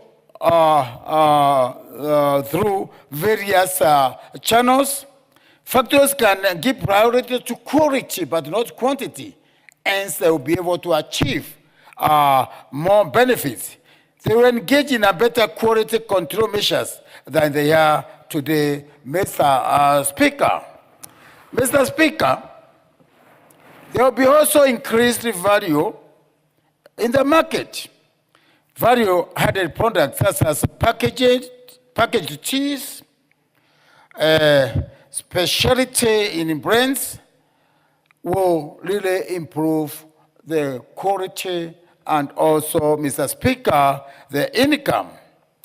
The factories will also, Mr. Speaker, manage to do their own brand. They will develop their own brands.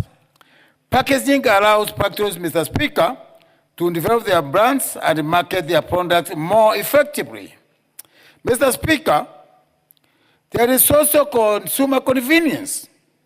Packaged tea, Mr. Speaker, offers convenience, making it easier for them to prepare and utilize the product. Mr. Speaker, there will also increase in job creation. Mr. Speaker, the validation process requires a skilled workforce, leading to job creation within the factories, and will also increase employment to the communities. Mr. Speaker, tea is a very, very important foreign earner in this great country of ours, and caution should be taken on decisions that are made. Otherwise, Mr. Speaker, we need to protect the tea industry and give leeway to direct sales, Mr. Speaker. And then, Mr. Speaker, we also will facilitate payments of the tea direct, Mr. Speaker. Value addition, as I said earlier, Mr. Speaker, is very, very critical, and factories should be encouraged to do value addition. Thank you, Mr. Speaker. I support this bill. Thank you.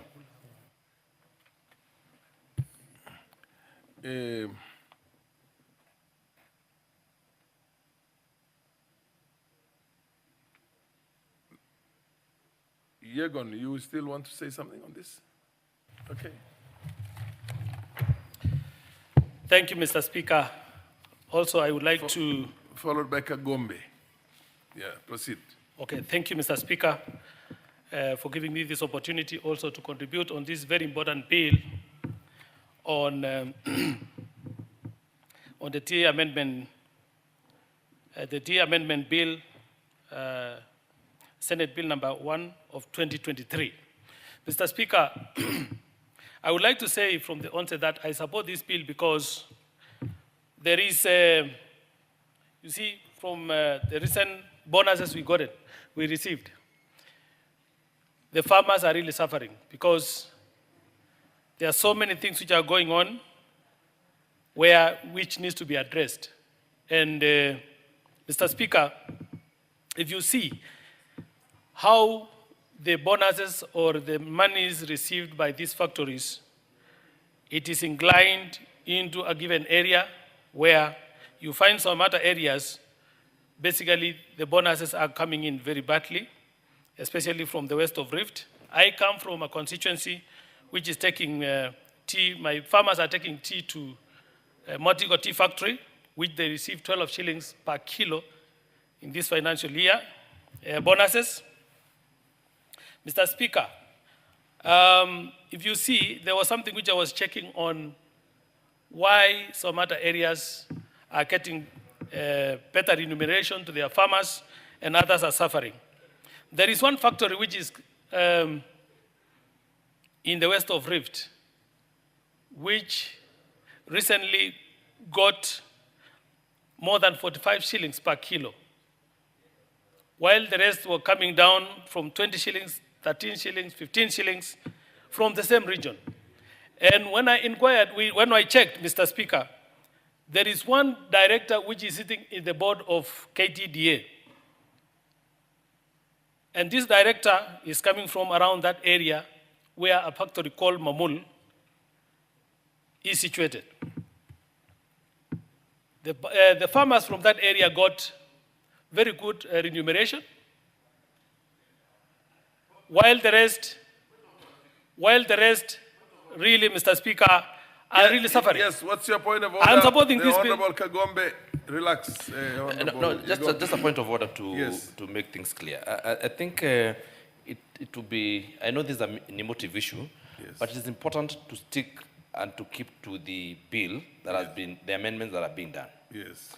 The issues that the honorable member is talking about of individual factories and the management agent, which is just one management agent against 5 that are licensed by T-Board of Kenya. Yes. And the insinuation that someone who is elected by members of a tea factory to represent them in a setup that is called KTDA does not really find itself or its way in this amendment bill. And it is also important that the member, while discussing, be very factual. This house here is a house, and this is a debate that is being taken very seriously by the people. When you insinuate that a factory got money because someone sits at the KTDA board, yet what we are just about to go finding out, and it is you, the Speaker, who told this committee yesterday to go and do findings so that we come in 3 weeks and tell you why there's a price differential between the two regions, then we would be putting the horse before the cart, or the cart before the horse, rather, because we have not gone out. The honorable member, you ruled that the honorable member joins the committee to go on a fact-finding mission. I beg, Mr. Speaker, that he, at this point, sticks to what we're discussing, which is the amendment bill that came from Senate, then at the appropriate time to discuss the disparity and the dichotomy in payment of bonus or the second payment, then they can, after we have gone out and found facts. Otherwise, what he's doing now is prejudicing the public and prejudicing this House and prejudicing the Speaker of the House. So, Mr. Speaker, I would ask that he withdraws and he keeps to this particular issue, because, of course, as he was addressed here and you said he will have all the time to address that issue of price disparity. With a lot of respect. Thank you, Mr. Speaker. Thank you, Mr. Speaker. The honorable member, I know he has a lot of interest because I know he's one of the farmers like myself. And it is good that we truly agitate for our farmers and everybody. I support these amendments of this, what we are going to do. And I was just bringing facts, whereby somebody is sitting in the board of KTDA, and why is all the factories coming from the south, west of Rift are getting very minimal dues, while the factory which is really coming from that, one of these directors is coming from, really got more than double the prices of what the other factories are getting. So anyway, this fact-finding mission we are going to do, and we are going to come with the report in more than 3 weeks. I would like to say the issues, those factual issues we are going to bring. Honorable Yegon, we have, the standing order is very clear. You have to be factual and relevant. Yeah, thank you, Mr. Speaker. Motion, so maintain that. Thank you, Mr. Speaker. I stand guided, but I'm going to be factual and bring the facts to this parliament after 3 weeks of the Hato Committee completing the facts finding. And Mr. Speaker, there are so many things whereby we need to do, including the issues of testing tea by mouth. The direct sales are going to be very important again, Mr. Speaker, by which it's going to give the farmers a good remuneration instead of going to these auctions in Mombasa and where a lot of bureaucracy is going on. And again, the issues of selling tea in sacks instead of making value addition to this is another thing which we need to go into that direction, Mr. Speaker, to ensure that our farmers benefit across the country. There is also, Mr. Speaker, I think those are the few things, Mr. Speaker, which I wanted to bring as we just go to for this participant meeting. Thank you very much, Mr. Speaker, for giving me this opportunity. Just for the benefit of the chair, maybe either you or the Honorable Mutunga can say, although I'm not a tea farmer or a coffee farmer, I can safely say that because of the space those two cash crops occupy in our country, throughout our history, right from the colonial history to our independence history.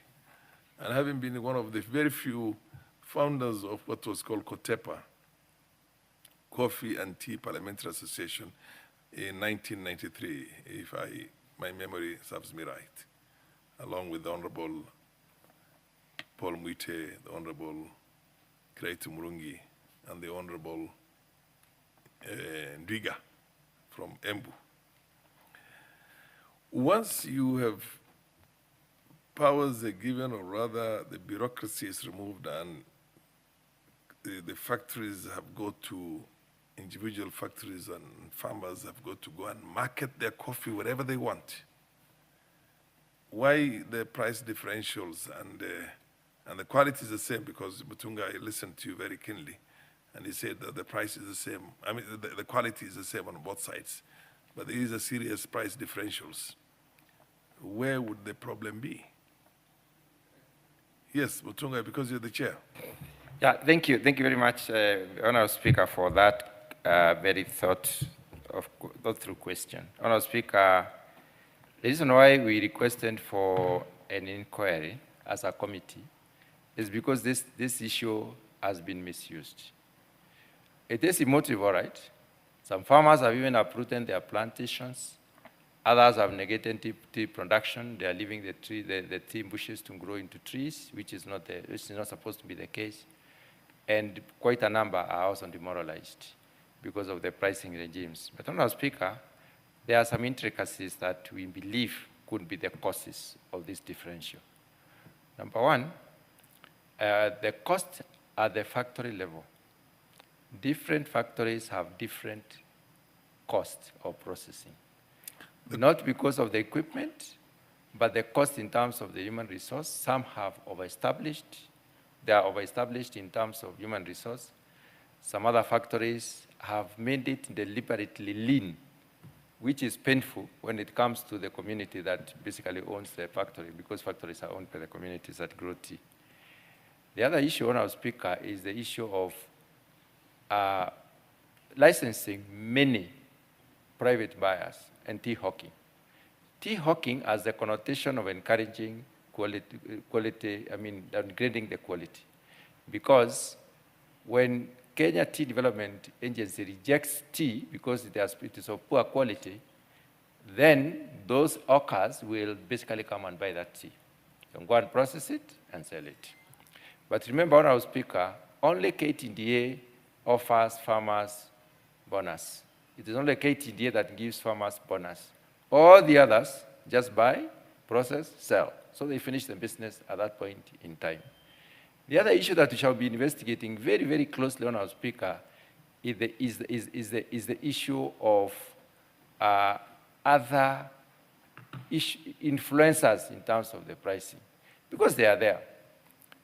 One of them has to do with the capacity of the factory to run, the machine to run over time, and the establishment of that capacity based on the availability of tea. Most of I think all the private tea processors do not own a single tea plant.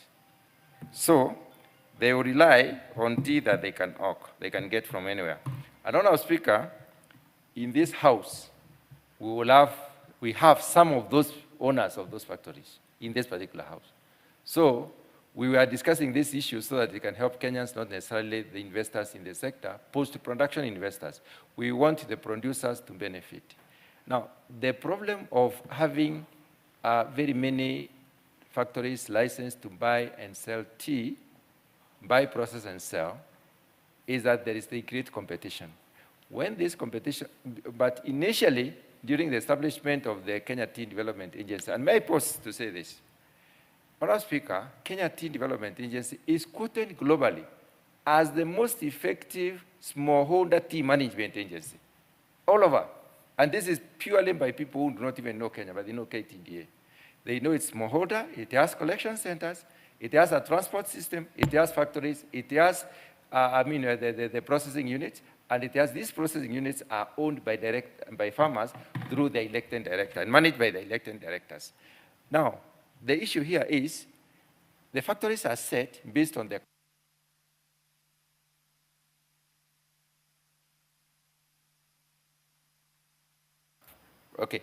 factories are set at the initial stage of buying the equipment, and they look at how much tea are we going to process. Now, they set the machine, they buy the machine that is commensurate to the tea to be processed. They hire the manpower commensurate to the amount of tea to be processed. Then somewhere along the way, we introduce new private processors who were not in the equation. So what happens is that this processor stays idle for a certain period of time. It is costless to the factory. They are paying the personnel, the operation, the fixed costs are running.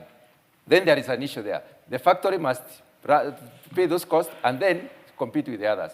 Again, when farmers have an alternative, sometimes they sell a bit here and sell a bit there. KTNDA establishment may not lay off staff because they don't know whether the tea will be available or not.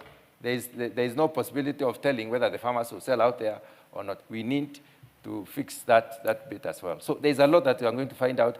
And that is the time the Honorable Member who has just been speaking will come to this house and tell us so-and-so is the one who is making this and give us the facts. But you shall have the facts. But you've made it a lot more clearer. It's the liberalization, the opening up of the market itself and making it a free market has got its own challenges also, because you have so many people who take advantage of that, and basically because they are no longer regulated, then they buy the tea for whatever price. And as you put it, there is a lot of overheads and certain costs that are occasioned by the fact that there are too many factories and too many buyers. Am I right? Too many buyers and too many. Anyway, that was just for my benefit myself. Yes, I think, is there any more? Kagombe, you are the last one on this, I think. Thank you very much, Mr. Speaker, for giving me an opportunity to contribute to this amendment. I would want to, you had asked the Honorable Chairman to say something to your benefit. And it will be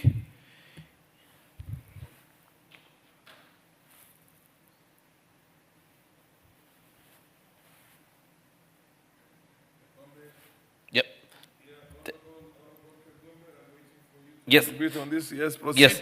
So I was just saying that what you had asked the chairman about, something for your benefit, it is that the proliferation or the opening up of the business is not bad. But there are two levels. Yes. There's the business of the manufactured tea, which you want to make sure is open, so that you do not go to the auction or alone, so that you can get other markets of manufactured tea. What is not allowed and what is not good for the market is the proliferation or opening up of green leaf, which is regulated by Tea Board, and which is a crime, by the way, by this by the poaching and hawking of tea is a crime that attracts a fine of 10 million shillings in this amendment, in this act that we are amending. So that is where the problem is. But I will see you privately and explain better before and when we go for the fact-finding mission.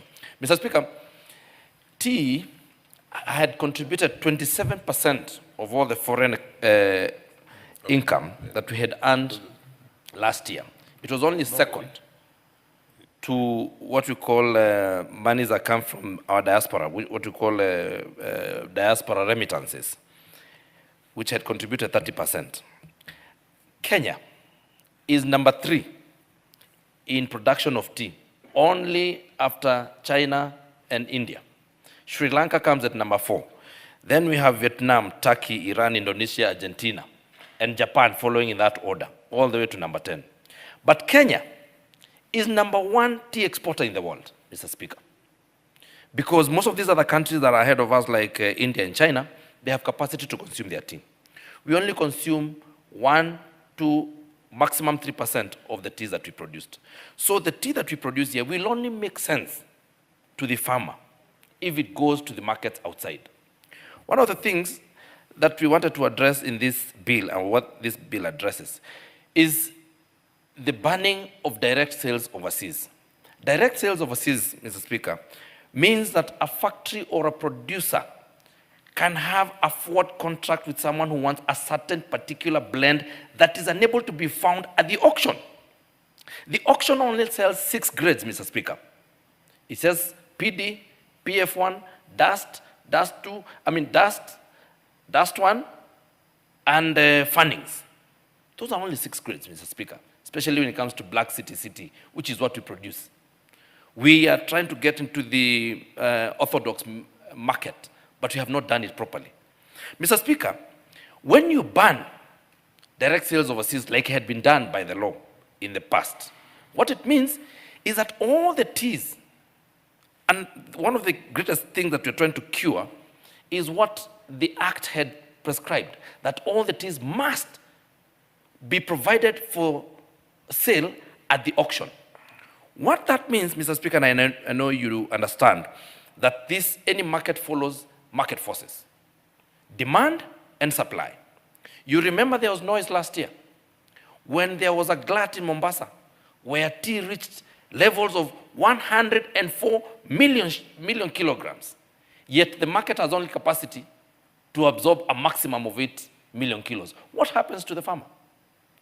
The buyers who are not Kenyans, like I've told you that 98% of the tea is going to be consumed elsewhere, then the people who are buying will be very happy because they know you have 104 million kilos and we can only absorb 8, so we will take the price we will give the price that we want. It becomes a buyer's market. So what we want and what we are curing in this amendment is opening the DSO so that now there could be other avenues to pick up the sales, so that we reduce the tea that goes to the auction, because the auction is taken to be the best place for price exploration, while it is not necessarily the best place to explore price. The other thing, Mr. Speaker, is value addition. We have been selling our teas in bulk, in containers in bags of 70 kilograms. And you know very well that the people who are going to be consuming this tea will be buying a maximum of 1 kilo. So it means that there will be someone who will be doing that value addition and probably adding other tastes like you find cinnamon and tangawizi and everything, and making the differential. So what you're doing by opening up value addition and allowing for value addition is to make sure that most of the monies in the value chain, because the tea here that costed, that got a farmer 250 billion Kenya shillings, was actually worth in the actual market more than 500 billion Kenya shillings. So all this money would have been left in Kenya if we did value addition in the country. The other thing that is cost of production are things that we had wanted to see. There has been a lot of laws that have been made in the tea industry. There's a serious dichotomy. Mr. Speaker, there are 71 small-scale farmer factories, and there are 71 large-scale farmer factories. The 71 factories that are owned by the small-scale farmers have been the ones targeted by laws. When we stop DSO, it only stops DSO partly because the definition that had been given to a factory was defective. Only making sure that these laws are only made for the small-scale farmer. The DSO that was stopped did not affect the big-scale farmers. And there's a strict dichotomy. It is 71 against 71. And these are the things that, Mr. Speaker, we've been trying to address. The other issue that is in this amendment is the issue of licensing of factories. As you may have heard, an issue that is called between the West and the East, which I really am opposed to, because every factory goes to the market as a garden mark. There is no, oh, we now belong to this block, or we belong to this block. Every factory goes to the market as an individual garden mark that is known in the market. And it is upon all of us to make sure that we help the farmers whose garden marks are not attracting good money, to make sure that they do. And how to help them in that is to make sure that we help in research. We help in making sure that we have markets outside this country. And that is why we're looking for money to give to Tea Board of Kenya to make sure that they do not rely on the maybe money that is not forthcoming from the consolidated fund, and they're able to go and get markets for this tea. They're able to make more research, especially in ways of using manufactured tea, and especially on ways to make better teas that are acceptable to the more, to the newer and younger generation that does not take tea like it has been taken in the past. With that many remarks, Mr. Speaker, I beg to support.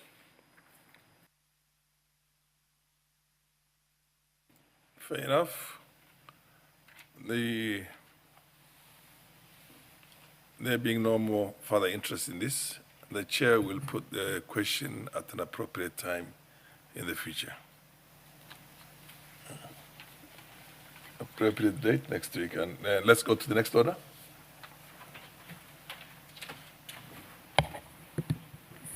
Order number 11, motion, consideration of sessional paper number 5 of 2024 on the National Green Fiscal Incentives Policy Framework. Do we have the chairperson of the Departmental Committee on Environment, Forestry and Mining? We don't have him in the House. I think this also, I direct that this be placed on the order paper at an appropriate time in the future when the chair can move this motion. Next order. Order number 12, the Government-Owned Enterprises Bill, National Assembly Bill number 40 of 2025, second reading.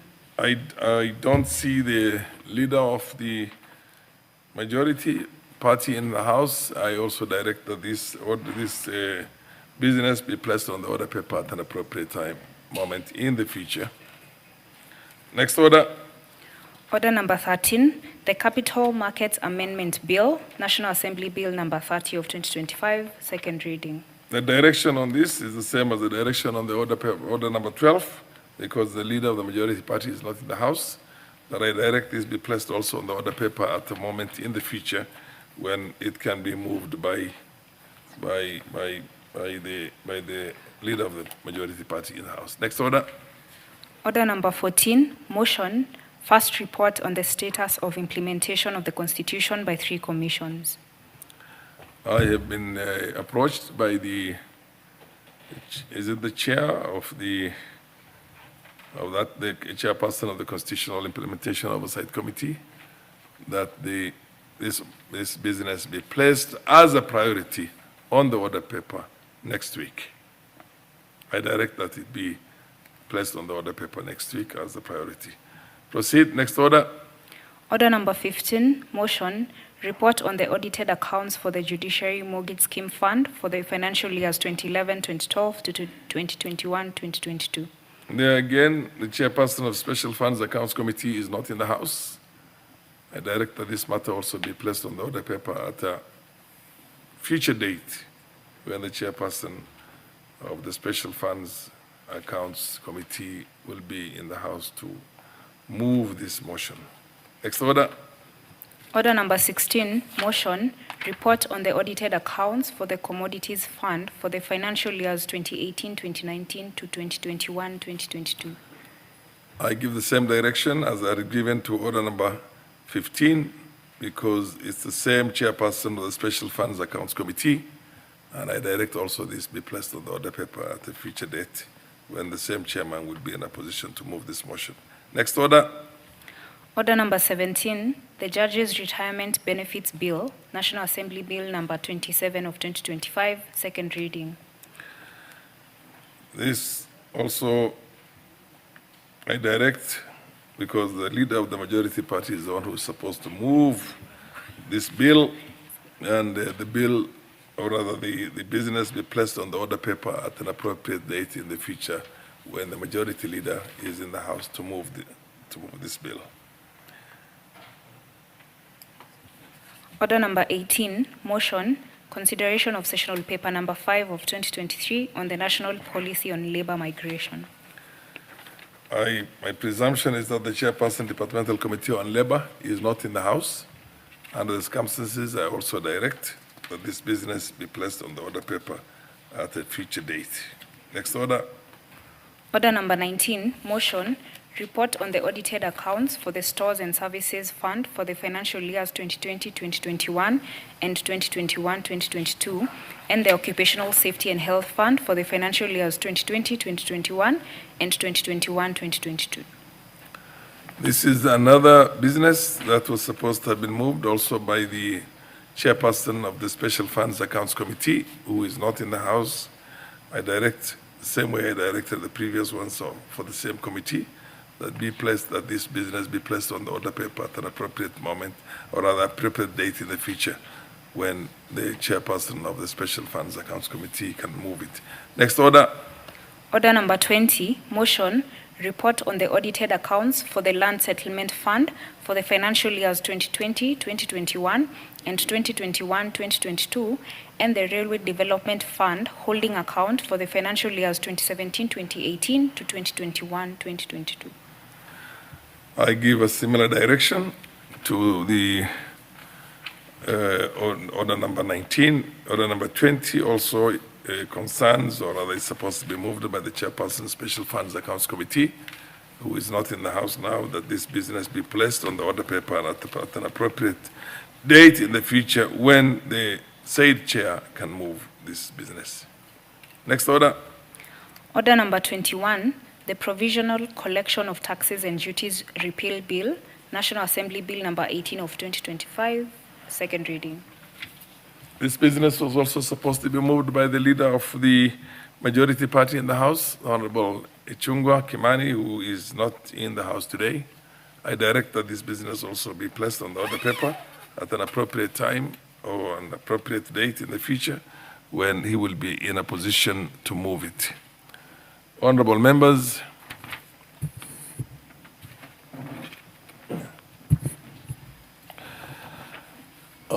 there being no other business on the order paper today, and the time being 6:35 p.m., this House stands adjourned until Tuesday,